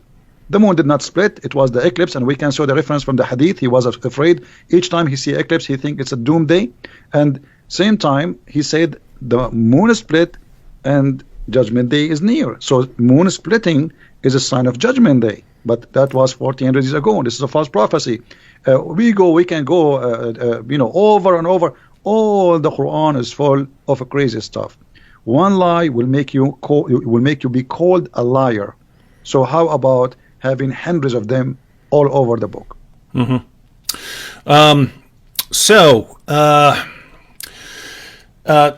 Wanted to bring up something to you because you mentioned it earlier that the Quran is affirming what happened with Jesus in the Christian position. Sam Shamoun and I use a lot what we call the Islamic dilemma that the Quran affirms, and I'm bringing this up because I scrolled past a comment. I could go back and find it, but someone was saying that the position of the Quran is that it's the verse from Surah 2 where it says that it's talking about the Jews, and it says, woe to those who write the book with their own hand, and so on. But what is the Quran's position on the previous scriptures, the Torah and the Gospel? Because every Muslim that you ever run into pretty much believes that the position of the Quran is that Allah revealed the Torah and the Gospel. They were corrupted by Jews and Christians, and that's why Allah sent the Quran to basically give us an uncorrupted revelation. What do you think is the actual position of the Quran? In other words, if you just read the Quran beginning to end, what would you believe about the scriptures of the Jews and Christians? Okay, if we go in the Quran, David, how many times we hear the Quran keep saying the people of the book? A bunch. A lot, right? Okay. So let me ask you, and you know, I there is something I notice about you, that you are very really, I can say you are sharp. You know, you are smart. Can you call me an Arab? Yep. When I'm not? No. You cannot. So can you call me an Indian if I am not? No. So when you call me the people of the book, it's mean they have a book. So how they are called people of the book in the time of Muhammad, and we are called people of the book today, yet we don't have a book according to the Muslims. This is how silly this religion is. It's like saying to you the guy with the car, but he don't have a car. It's like saying to you the guy who have hair, but he don't have a hair. So this is how silly. Same time, the Quran full of verses speaking about the Quran confirming what is with us, and you mentioned, you know, confirming what is with them. As an example, chapter 2, verse number 89, it says, وَلَمَّا جَاءَهُمْ كِتَابٌ مِنْ عِنْدِ اللَّهِ مُصَدِّقًا لِمَا مَعَهُمْ, approving, confirming, believing in what is with them, not before them. So, and chapter 2, verse number 91, same. Chapter 2, verse 101, it says the same. Chapter 2, verse number 213, it says the same. So, you know, all over the Quran, we find the same reference. But the Muslims, they cannot find really anything. It says that the Bible is corrupt. You see, the Muslim, they says, the Quran says, يُحَرِّفُونَ الْكَلُمْ عَنْ مَوَاضِعُهُ. What does that mean? You go to the interpretation, they say they change the meaning of it. This is their scholars, not me. It doesn't say they are corrupting the book. It says they change the interpretation of it. And that actually was, if you remember the story where Muhammad, he took an oath on the Torah. You remember? Okay. A Jewish guy, he put his finger over the word stone. Okay? Stone them, the punishment of stoning. So this is what is this is what the verse is talking about. But this is how that can be corruption. You know? The corruption supposedly here happened because the guy, he tried to hide the word in the Torah. And if it is corrupted, and Muhammad, he knew the book is corrupted, Where is the hadith where Muhammad he says the Quran, the Bible is corrupted? I want to see it. Same time, the Quran never says, what they are claiming to be, and even their scholars don't agree with them. Because how in one verse you says you approve what is with them, in the other verse he says they are corrupting, but they are corrupting the word. Same time, يحرفون عن مواضعه, which means changing the location. If you go to chapter 5 verse number 41, maybe you can read it for people there. I will give you a little bit of time to find it. Chapter 5 verse number 41, it says that corruption here is a changing the location of the words from its location. Does it say that, David? So 541, O Messenger Muhammad, let not those who hurry to fall into disbelief grieve you of such who say we believe with their mouths, but their hearts have no faith. And of the Jews are men who listen much and eagerly to lies, listen to others who have not come to you. They change the words from their places. Okay, so the corruption here is not taking the verses, is changing the words from their places. All right. Now, if this is corruption, that means the whole Quran is corrupt. Because a chapter of, we just mentioned how the Quran says, today I completed your religion for you, right? The Muslims, they agree that the first chapter was given to Muhammad is now number 96. So if it changing the words from its place will make corruption, that means the Quran is the first one to be called corrupt book, because the whole Quran is messed up. This is not how Muhammad received the Quran, even according to Muslims. So here, there's nowhere it says that they took the verses out of the Bible. All it says, يُحَرِّفُونَ الْكَلُمْ مِنْ بَعْدِ مَوَاضِعِهِ. Some of it, but if you go to the interpretation, it says that they change the meaning. They do not really take it, not literally, they change it from its... and this is the story about the Jewish guy who put his hand over the verse where it says stoning to death. Yeah, and just so everyone read that entire passage, everyone. We just went to Surah 5, verse 41, but the entire passage that follows, especially verses 43 and 47, and then 48, they basically give an outline of the true position of the Quran. So when the Jews come up to Muhammad to settle a dispute, Allah gives the response in verse 43 that they don't need you, Muhammad. They don't need you, Muhammad, because they've got the Torah. And if they don't judge by the Torah, then they're in trouble. So the position, now notice that would make no sense if the Torah has been corrupted. Then they would need Muhammad to correct them. But instead, it's, hey, Muhammad, they don't need you. They've got the Torah. Then in verse 47, Christians are supposed to judge by the gospel. And then verse 48, and Muslims judge by the Quran. So the position of the Quran is that each group has its book that it's supposed to judge by. Unfortunately for Islam, Muslims eventually went to the Torah and the gospel and realized they don't line up with Muhammad. That should have been the clear proof that you need that you're dealing with a false prophet. Instead, you just said, oh, I guess they corrupted it, contrary to everything that Allah has said in the Quran. And David, what about verse number 68, chapter 5, verse number 68? Oh, yeah, awesome. Doesn't it say that you people of the book, you should practice, you should follow the Torah and the Bible? Okay. Yeah, it says we have no ground to stand upon if we do not stand upon the Torah and the gospel. So how we don't have a book and we the Quran saying to us we have to follow that book? That's really stupid. I mean, give us the book. Yeah, guys. So going back to what Christian Prince was saying earlier, that the Quran repeatedly calls us the people of the book, calls Jews and Christians the people of the book, right? So it's talking about a book that we have. According to what Muslims are saying today, our book was already corrupted. Well, that would have to mean, when Allah's calling us the people of the book, then it must be doing so in an insulting fashion, according to what Muslims are telling us, right? When it calls us the people of the book, it would be calling us people of the corrupt book, right? People of the distorted book or something like that. But that's not what the Quran says. And so going through the other passages that Christian Prince brought up, the Quran is affirming the book that we have. And so, guys, you just have a problem here. And you need to recognize every Muslim wants to believe that the Torah and the gospel have been corrupted because they know that the Torah and the gospel do not line up with Islam. So they have to say it's been corrupted. But as soon as you say it's been corrupted, you're telling us that you know more than your God because your God didn't know and your prophet didn't know. So you are greater in knowledge than your God. And so maybe you guys should be worshiping yourselves since you know more than your God. David, why the Muslim don't tell us why Allah he wrote the whole Torah to Moses in his hand? The Muslim don't believe in the Ten Commandments alone. They believe that Allah he wrote the whole Torah in his hand on tablet. Okay, what was the purpose if you will not protect the Torah at least? I mean, why? How many load of trucks Moses he need to carry the whole Torah? Imagine the whole Torah written in rocks. So Allah wrote it by his hand, and then that Allah, that's it. Everything is gone. So the Muslims, they have tons of stories. The whole story is that okay, we cannot find Muhammad in your books, so we don't accept your book. As simple as that.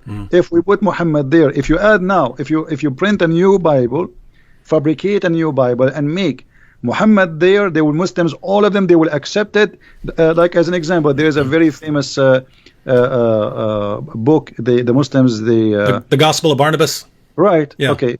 But this book is stupid. I mean, Yeah. It's a 13th to 15th century forgery that was written in Italian. I mean, it's written. Not only that, this book is saying that Muhammad himself is Jesus himself. Muhammad himself is the Messiah. So the Muslims, they speak big mouth about it, but then nobody read it. But just because the name of Muhammad is there, supposedly they like it and they promote it and they made article about it. But none of them will accept it because they are hypocrite. If you accept the book, okay, I challenge you to publish it and accept it as this is the true Bible for the Muslims. But they will not do that, because they knew it's a fabrication.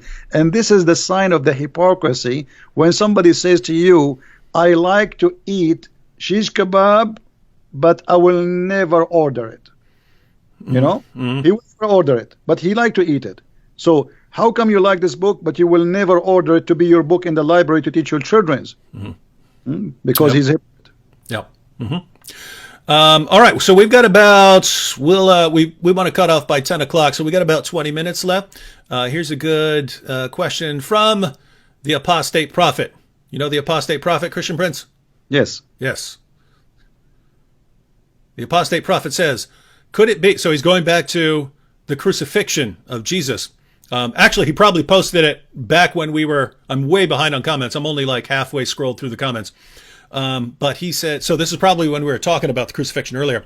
He said, could it be that Islam's assertion that Jesus didn't die is a poor appeasement of local Christian heretics that believed in something similar, e.g., only his body died? Greetings and respect to you both. So just so everyone knows, there were certain heretical Christian groups who had different beliefs about Jesus, that he didn't really have a body, things like that. So do you think this could be Muhammad being influenced by or trying to appease some local heretical Christians in Surah 4, verse 157? Yeah, there is some books is rejected where he's speaking that the Messiah, for he is a son of God, there's no way the Father will let him be tortured. So it most likely this one was on the cross. God, he made the body of a person who looked like Jesus, but this is not Jesus. And obviously Muhammad, he carry on with that fallacy. So it's possible, but we cannot really confirm 100%. But there is people who they believe that Jesus, because he's son of God, well, there's no way that God, his father, they will let him be tortured. And actually, once a Muslim, an Egyptian Muslim, he said to me, well, you know what? If Jesus is the son of God, then his father will save him. I said, okay, well, if this is your logic, that's good, because that means Jesus, son of God in Islam. He said, how? He said, you just told me if Jesus is son of God, his father will save him. I said, yeah. I said, okay, didn't Allah save him in Islam? So, yeah, Muhammad, obviously, he have nothing of his own pocket, nothing about Christianity, nothing about Judaism. He is a person who copy, but he have a bad ears, to the point even he cannot pronounce names correctly. So Amran became Umran. All the names he got them wrong. So Muhammad, he cannot be a person who is making things as much he is copying, especially when it's come to Christianity and Judaism.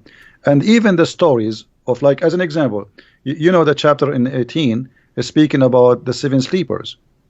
But this is a story written hundreds of years before Muhammad, and it's a fictional story. Yep. So how Muhammad put it in the Quran?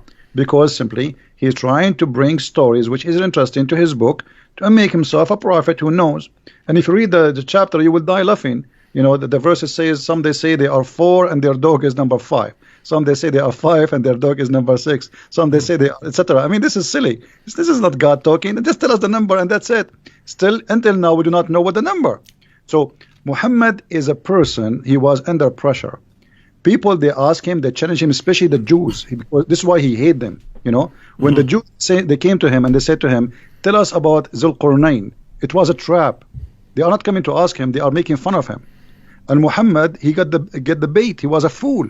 So he started telling them what is the first meal for going to heaven. In the heaven, it is the liver of the whale, and how the baby will be, how the child will resemble the parents. If the father have orgasm first, the baby will be a male. If the women have orgasm, the baby will be a female, which is stupid too. And then he to talk about Alexander the Great. So Muhammad, he hated the Jews for always getting him busted without him knowing. But it was too late. That's it. He made verses, he gave it, and people are laughing. And Muhammad, he wanted to seek revenge because they got him busted. Yeah, and guys, that's basically the history of Islam. The people who could actually understand and who knew why the things that Muhammad could be. Keep in mind, you could go up to someone who doesn't know anything and say anything you want, and that person won't be able to respond. But if you go to people who actually know something, then if you say something stupid, they're going to call you stupid. And so Muhammad kept doing this, and people kept pointing out how he's wrong and he doesn't know what he's talking about, and they suddenly become his enemies. But eventually, once Muhammad has a big enough army, then no one's allowed to say anything. No one's allowed to say anything critical of Muhammad's teachings. And so that's what you have in the Muslim world, is it eventually became the position that you're not allowed to criticize or question the things that Muhammad said, no matter how silly and ridiculous they are. But now, guys, we're in a different time period right now. Yeah, there are places in the world where you get in trouble, but here in the West and on the internet, we're allowed to point these things out, and yet the Muslims are still defending some of the silliest things that have ever been said by anyone, and they're defending them as obviously true when they're obviously false. Here's a good question, Christian Prince.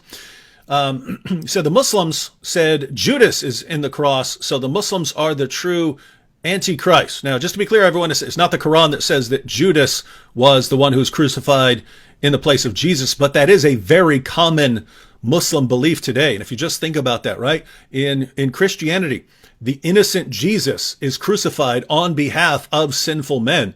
And the Muslims of today, a very common belief among Muslims, is that it was actually Judas who was crucified in place of Jesus. So now you've got the guilty sinner Judas being crucified on behalf of the innocent Jesus. It's a complete reversal of the gospel. They completely flip it on its head. Christian Prince, can we say that Islam is an antichrist religion? Well, based in the Bible, absolutely, because the Bible says who is the Antichrist? The one who denied the Father and the Son, right?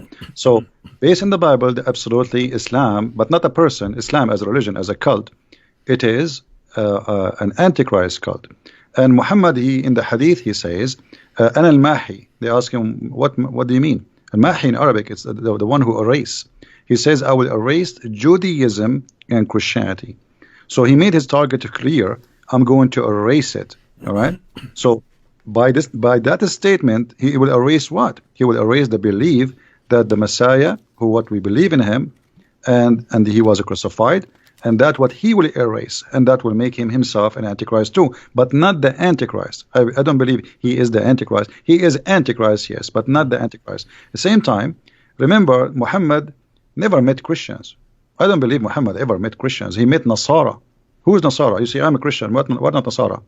Ask any Arab Christian. Tell me how you say you are a Christian in Arabic. He will say Masihi. Masihi, coming from the word Messiah. Not a single Arab Christian he even will accept to call him Nasara, because that will sound like an insult. So for us, that is clear evidence that Muhammad, he met a group who they are Nasara, and I believe Nasara here is coming from the word, from the Hebrew, where the Nazarite, which is not the Nazarite from the city, the Nazarene, which is the in Hebrew like the one who is poor in the understanding, not poor in the money. So the Christian, they call such a group Nasara for they are poor in the understanding of the Bible, and they were rejected. And this is why they all exist in the Arabian Peninsula. They run away because they rejected from the Christian community. They went to a land where Roman are not exist, and they have no authority. So let's make it clear. At that time, obviously, those Nasara, they were not welcome in the land or the territory of the Roman. This is why the same for the Jews. Why the Jews are there? Because the Jews are not welcome between the Romans, especially after what happened in 614, where the Jews took the side with the Persian, and even before that. So the Jews, they run away for their life. They went to the Arabian Peninsula, and the same as the Nasara, because in that territory the Roman have no authority. It's just a desert. There's nobody live there. And this is what Muhammad met. He met Jews and he met Nasara. He did not meet the Christians. Yeah, so guys, try and research a little bit about the historical background there. I think it might clear up some of the things Muhammad said and some of the positions that Muslims hold today. This is kind of a two-part question here, but it's a good topic. So the question is, did Muhammad have a problem with anyone leaving him? And the second part is it because his parents left him when they died? So, Christian Prince, did Muhammad have a problem with people leaving him, leaving his religion? Well, yeah, Muhammad, he says that the one who changed his religion, kill him, and Muhammad, I don't think Muhammad, we do not know really the real fathers or parents of Muhammad. All the stories about Muhammad, like as an example, what is the name of the father of Muhammad? Abdullah, right? Okay, how his name is Abdullah, but he don't believe in Allah? I mean, this is stupid, right? So how they call him Abdullah, but their family, his family, they don't believe in Abdullah. If you go and read all the names of the family of Muhammad, you will see Abdul Muttalib, Abdul Uzza, Abdul Manat. So all of them, they are worshipping idols. So why the father of Muhammad was called Abdullah? And yet they say to us, you don't believe in Allah. So that is silly.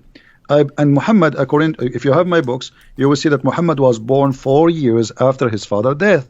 Okay, how he can be his son? This is why the Shafi'i, the Hanbali, the Maliki, they have different opinion about how a woman, she can deliver a child after the death of her husband. They go from between 2 years up to 7 to 10. Imagine a Muslim woman, depend in the Islamic sect. There's 4 Islamic major sect. A woman, she can be delivering a baby after her husband's death up to 10 years. That's madness. And then if we go and read, we will find that the father of Muhammad, he was paid for sex. The sister of Waraq ibn Nawfal, she offered the father of Muhammad 100 camel to sleep with her, which I find the number is exaggeration. It's like saying I will give you 100 car these days. 100 camel for the Arab at that time, this is like you will make you really rich. So he told her, I will go to the mother of Muhammad and I will come back to you, which means he agreed. When he came back, she said, I have no need for you no more because you slept with that woman. So here you notice, you understand from the Muslims books that Muhammad's father was a gigolo in the term of getting money for sex. And then the father of Muhammad and his grandfather, supposedly they marry the same women, and then they have sons and they have different ages, and Muhammad's father, he died supposedly 4 months or 3 months after the marriage, the wedding. So how Muhammad can be born 4 years after? Mostly, I believe, this is my belief from my study, that Waraq ibn Nawfal is the real father of Muhammad, not Abdullah. This is why I always find Muhammad is with Waraq ibn Nawfal. When Waraq ibn Nawfal, if you remember the hadith, it says when Waraq ibn Nawfal, he died, what Muhammad tried to do? He tried to jump from... okay, you're talking about the suicide attempt. Yeah. But this is when, after Waraqah, he died. Okay, why when Waraqah died, Muhammad, he became so desperate? What happened? Because he have a special relationship with him. When Muhammad was lost as a child, where they found him? With Waraqah. When Muhammad lost in the desert, where they found him? With Waraqah. Waraqah is everywhere in the life of Muhammad. So when Waraqah, he died, according to the hadith in Sahih al-Bukhari, and this is Sahih, they cannot say it's a lie, it says that the inspiration of Allah paused. Allah will not send Quran no more. And Muhammad became so sad, and he decided to jump from the top of the mountain, and he tried to do that many times. And each time he go to the top of the mountain, Jibreel, he appeared to him and he says, don't do it, for sure you are a prophet of Allah. So this is what is written in Sahih Bukhari, hadith number 6982.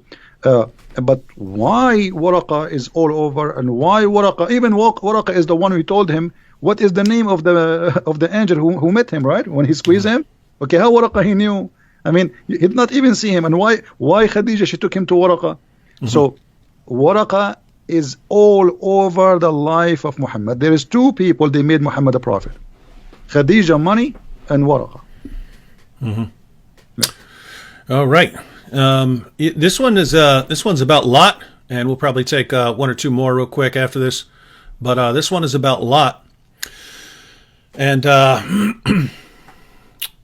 she says, can you explain how Lot became a prophet in Islam? And why did Muhammad think that Lot was a prophet? And guys, if you don't know why this is important, in the Bible you have the story of Lot. Lot and Abraham separate. And Lot, after the fall of Sodom and Gomorrah, his daughters apparently think that they're the last people on earth, and so they want to start the human population up again. And so they know that their dad won't sleep with them, so they get him drunk, they sleep with him, and then come out of that relationship some of the enemies of the Jews, the Ammonites and the Moabites. But Muslims look at that and they say, look, you see what the Bible does? Look how it treats the prophets. It accuses a prophet of incest, where the Bible's just recording what happened, whether it's good or bad. But Christian Prince, any thoughts on that, or why Muslims think that Lot is a prophet, or how Muhammad came to that conclusion?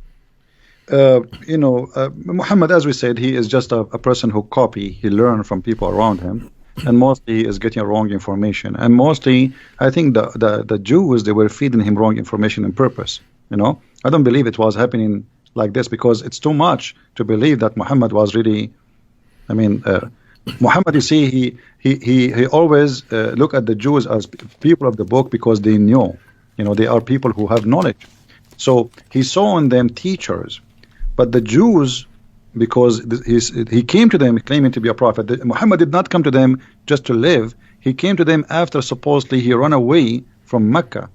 So now they knew that this guy, he claimed to be a prophet from supposedly Allah. So the Jews, they feeded him false information just to make fun of him. And Muhammad, he got the bait. Always Muhammad, he is a victim of the Jews. They did not harm him physically, but they did harm him mentally, and did harm his belief. They made fun of him. So about incest, well, the Quran speak that in chapter 5 verse number 27, if you go and read the interpretation, that the daughters of Adam, Allah, when he made the wife of Adam, Eve, have children. Each time she gave birth to a twin, a male and a female. And Adam, he married the male from this twin to the other female from the other twin. But what happened, that the two male, now they want to marry one sister. Why? Because one of them, she have a cross eyes, or she don't look good. So Allah told them, okay, make a sacrifice, and whatever sacrifice, the one I accept his sacrifice is the one who can take that female.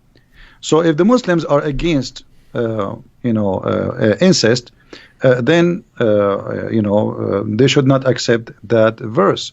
Now, if we go in the different verse, and this is very important, if you go in the Quran, in chapter 25, verse number 54, 52, let me remember, 54, yeah, 25, 54. It says, وَهُوَ الَّذِي خَلَقَ مِنَ الْمَاءِ بَشَرًا فَجَعَلَهُ نَسَبًا وَصِيرًا. If you go to Al-Qurtubi, it says that a Muslim man, he can have sex with his daughter if she is a daughter from adultery. This is Islam today and before. So this is, you see, in the Bible is speaking about a story of two girls, because they don't want to be without children, and they are afraid they will disappear from the universe. No men left. They did that. The Bible did not approve what they did. The Bible report. Here we have religion, and we have scholars saying, if you have a daughter from a girlfriend from adultery, the mother and the daughter are lawful for you. And by the way, I challenge any Muslim. You see, here we go in front of you, David, Mimi Hijab and his nurse Ali Dawa, all those kids. If anyone dare to say to me that I just told a lie, I am willing to come down here to your show, and we will open the screen and we will read together in front of them from the most official government website of the Kingdom of Saudi Arabia. And I challenge them to say, I am lying. This is Quran, and this is the interpretation of the Muslim scholars and the Islamic sect. And not only that, they say it is according to the most accurate of scholars in the religion, that because she is not his daughter from marriage, she is not forbidden for him to have sex with the daughter and her mother. And here we go. I'm willing to take a challenge anytime. If any Muslim want to accuse me of a lie that Islam allowed you. And by the way, I didn't say, remember, David, I did not say Islam allowed you to have sex with your daughter from marriage. No. Quran says you cannot have sex with your daughter from marriage. But if she is not from marriage, you can have sex with her. All right, so you Muslims, you heard that challenge. If you want to challenge Christian Prince here, I'd be happy to moderate that discussion, and we can put the sources up on the screen here. All right, we want to close out after this one. We don't want to close out just talking about Islam because, I mean, man, when we hear about the things that Muhammad said and the things in the Quran, just want to go take a bath. So we want to conclude on a more positive note here. Christian Prince. So Tippy Bear here says, ask Christian Prince to show that Paul is a prophet in Islam. Now, for those of you who are new to all of this, Muslims like to blame the Apostle Paul for corrupting Christianity. And there's a reason for that, right? They didn't just say, oh, Paul is an especially evil dude one day or something like that. It's basically they're forced into it, right? Because they know that their book affirms that Jesus spoke the truth and that Jesus' original followers were devout Muslims. And yet they know that Christianity doesn't teach what Islam taught. Christianity teaches that Jesus is the divine Son who died on the cross for sins and rose from the dead. So they have to blame someone for corrupting Christianity. And a Muslim who doesn't know anything at all will point to like the Council of Nicaea and stuff and say, oh, that's where Christianity was corrupted. But they got a problem because we can trace all of the core Christian doctrines back to the 1st century. And so we know that these doctrines were there in the 1st century. If the doctrines were there in the 1st century, then as a Muslim, if you want to say that Christianity was corrupted, you have to say that Christianity was corrupted in the 1st century. So you have to blame someone. But you can't blame Jesus. He's a devout Muslim prophet. You can't blame his followers. They're devout Muslims. So you need someone who wasn't Jesus and wasn't one of his original followers, who was also powerful enough to somehow corrupt all of Christianity. And the only person they've been able to come up with is the Apostle Paul. And so Muslims today love to blame the Apostle Paul. And if you listen to what Muslims say, they make him sound more powerful than Allah with the way this guy comes in there and corrupts it. Because Allah in the Quran is saying things like he's going to protect Jesus' followers until the day of resurrection. Those are the kinds of things that are being said in the Quran. And yet Muslims want to say that Paul came in there and just corrupted it. And too bad for Allah, too bad for all the work that Jesus had done. He flipped it on its head. But if I understand correctly, Christian Prince, that was not the position of Muslims centuries ago. Is that correct? Well, this is the challenge for the Muslims. It looked like the Muslims, Zakir Naik, Brother Titter, I told you that the one who collapsed the Bible, it is named Paul. And Paul, he is the one who fabricated the Bible. Now, okay, Zakir Naik, can you show us reference where Paul, he corrupted the Bible? They did that. Can you show us the reference where it says that Paul is the one who corrupted the Bible? So Muslims, they are copy-paste people. They don't have any knowledge. I am saying to you Muslims, look like you are a lot smarter than your prophet, because your prophet, he have no idea about Paul. He never said such a thing. Ibn Kathir, he says, if you go to chapter 36 in the Quran, you will see in verse number 14, it says, we sent to them, إِذْ أَرْسَلْنَا إِلَيْهِمْ إِثْنَيْنِ فَكَذَّبُوهُمَا, we sent to them 2 messengers, and then we sent the 3rd to string them. If you go to Ibn Kathir, you will see Ibn Kathir, not the Christian Prince, saying that the 3rd is Paul. So Ibn Kathir, he must be Christian. He must be working for us. Maybe we paid him. Look like Zakir Naik and Didat are smart, and Ibn Kathir is a donkey. So obviously here there is some kind of copy-paste agenda, and nobody want to read. They heard Zakir Naik saying that, they heard Didat saying that, and we copy and we throw it. Now the question, the challenge for the Muslims, Why your prophet do not know about Paul being corrupt in the Bible? Why Allah did not say that in the Quran? And why in chapter 36, verse number 14, according to you Muslims, those are three messengers, three musketeers, sent by Jesus. How Jesus can send people to be messengers unless he is God? How a prophet, he can make you a prophet? How somebody, he himself, he is just a prophet, he can make you a prophet? Not only that, if you go and read the interpretation, you will see that they resurrected people from death. Those three, Paul and John, Johanna, and Peter, they resurrected people from death. And the most strong one of them is Paul. Because look like Paul, for Muhammad, he have a black belt. So he is the most strong one, according to Ibn Kathir and the biggest scholars. But Paul is the enemy of Allah, according to the Abduls, who have no idea what they are talking about. So my friend, Muslims are the same as somebody, his wife is a cheater on him. He is the last one to know. Don't learn Islam from a Muslim. They do not know. They don't speak the language, and even the one who speaks the language, he lie in order to protect, as Mimi Hijabi did. Now, that is interesting that the earlier generation of Muslims, earlier generations of Muslims and Muslim commentators, it's almost like they had more respect for the Quran than Muslims today, because, you know, if you look at what the Quran says, that Allah protected the true followers of Jesus until they became victorious over those who rejected Jesus. Well, the people who became victorious in Christianity were people who believed in the Apostle Paul.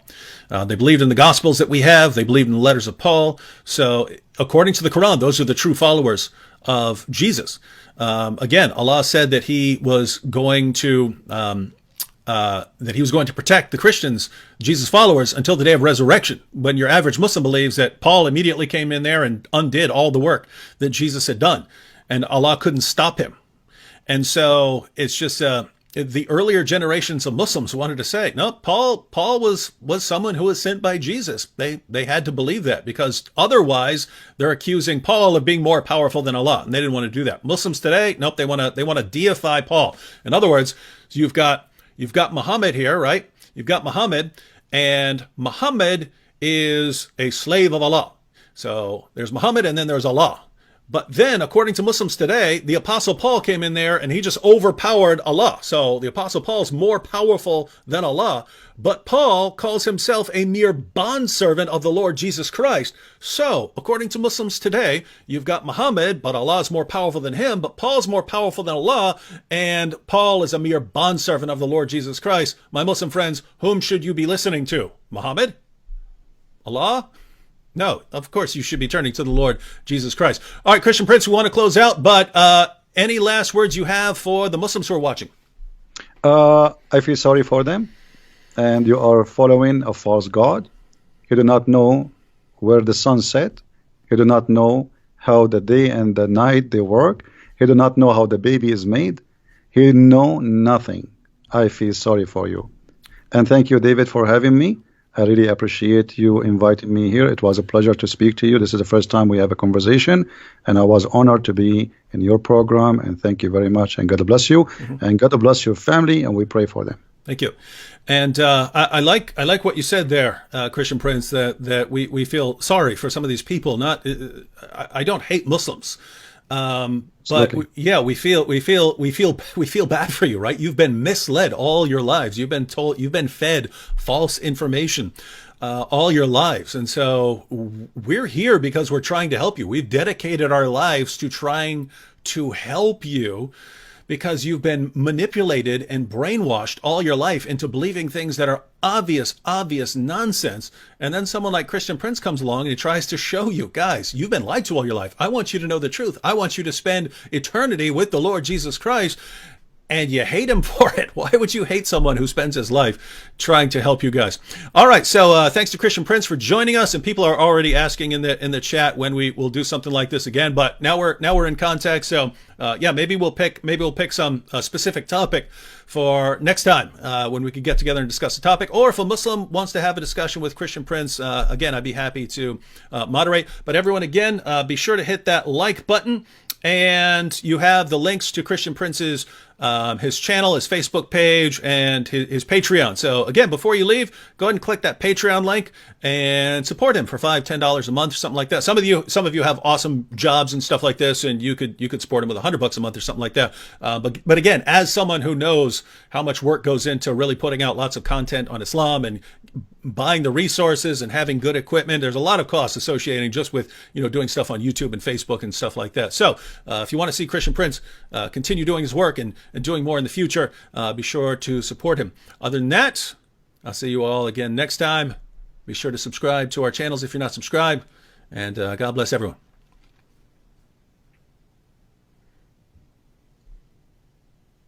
Thank you, David. Take care. Good night. Oh,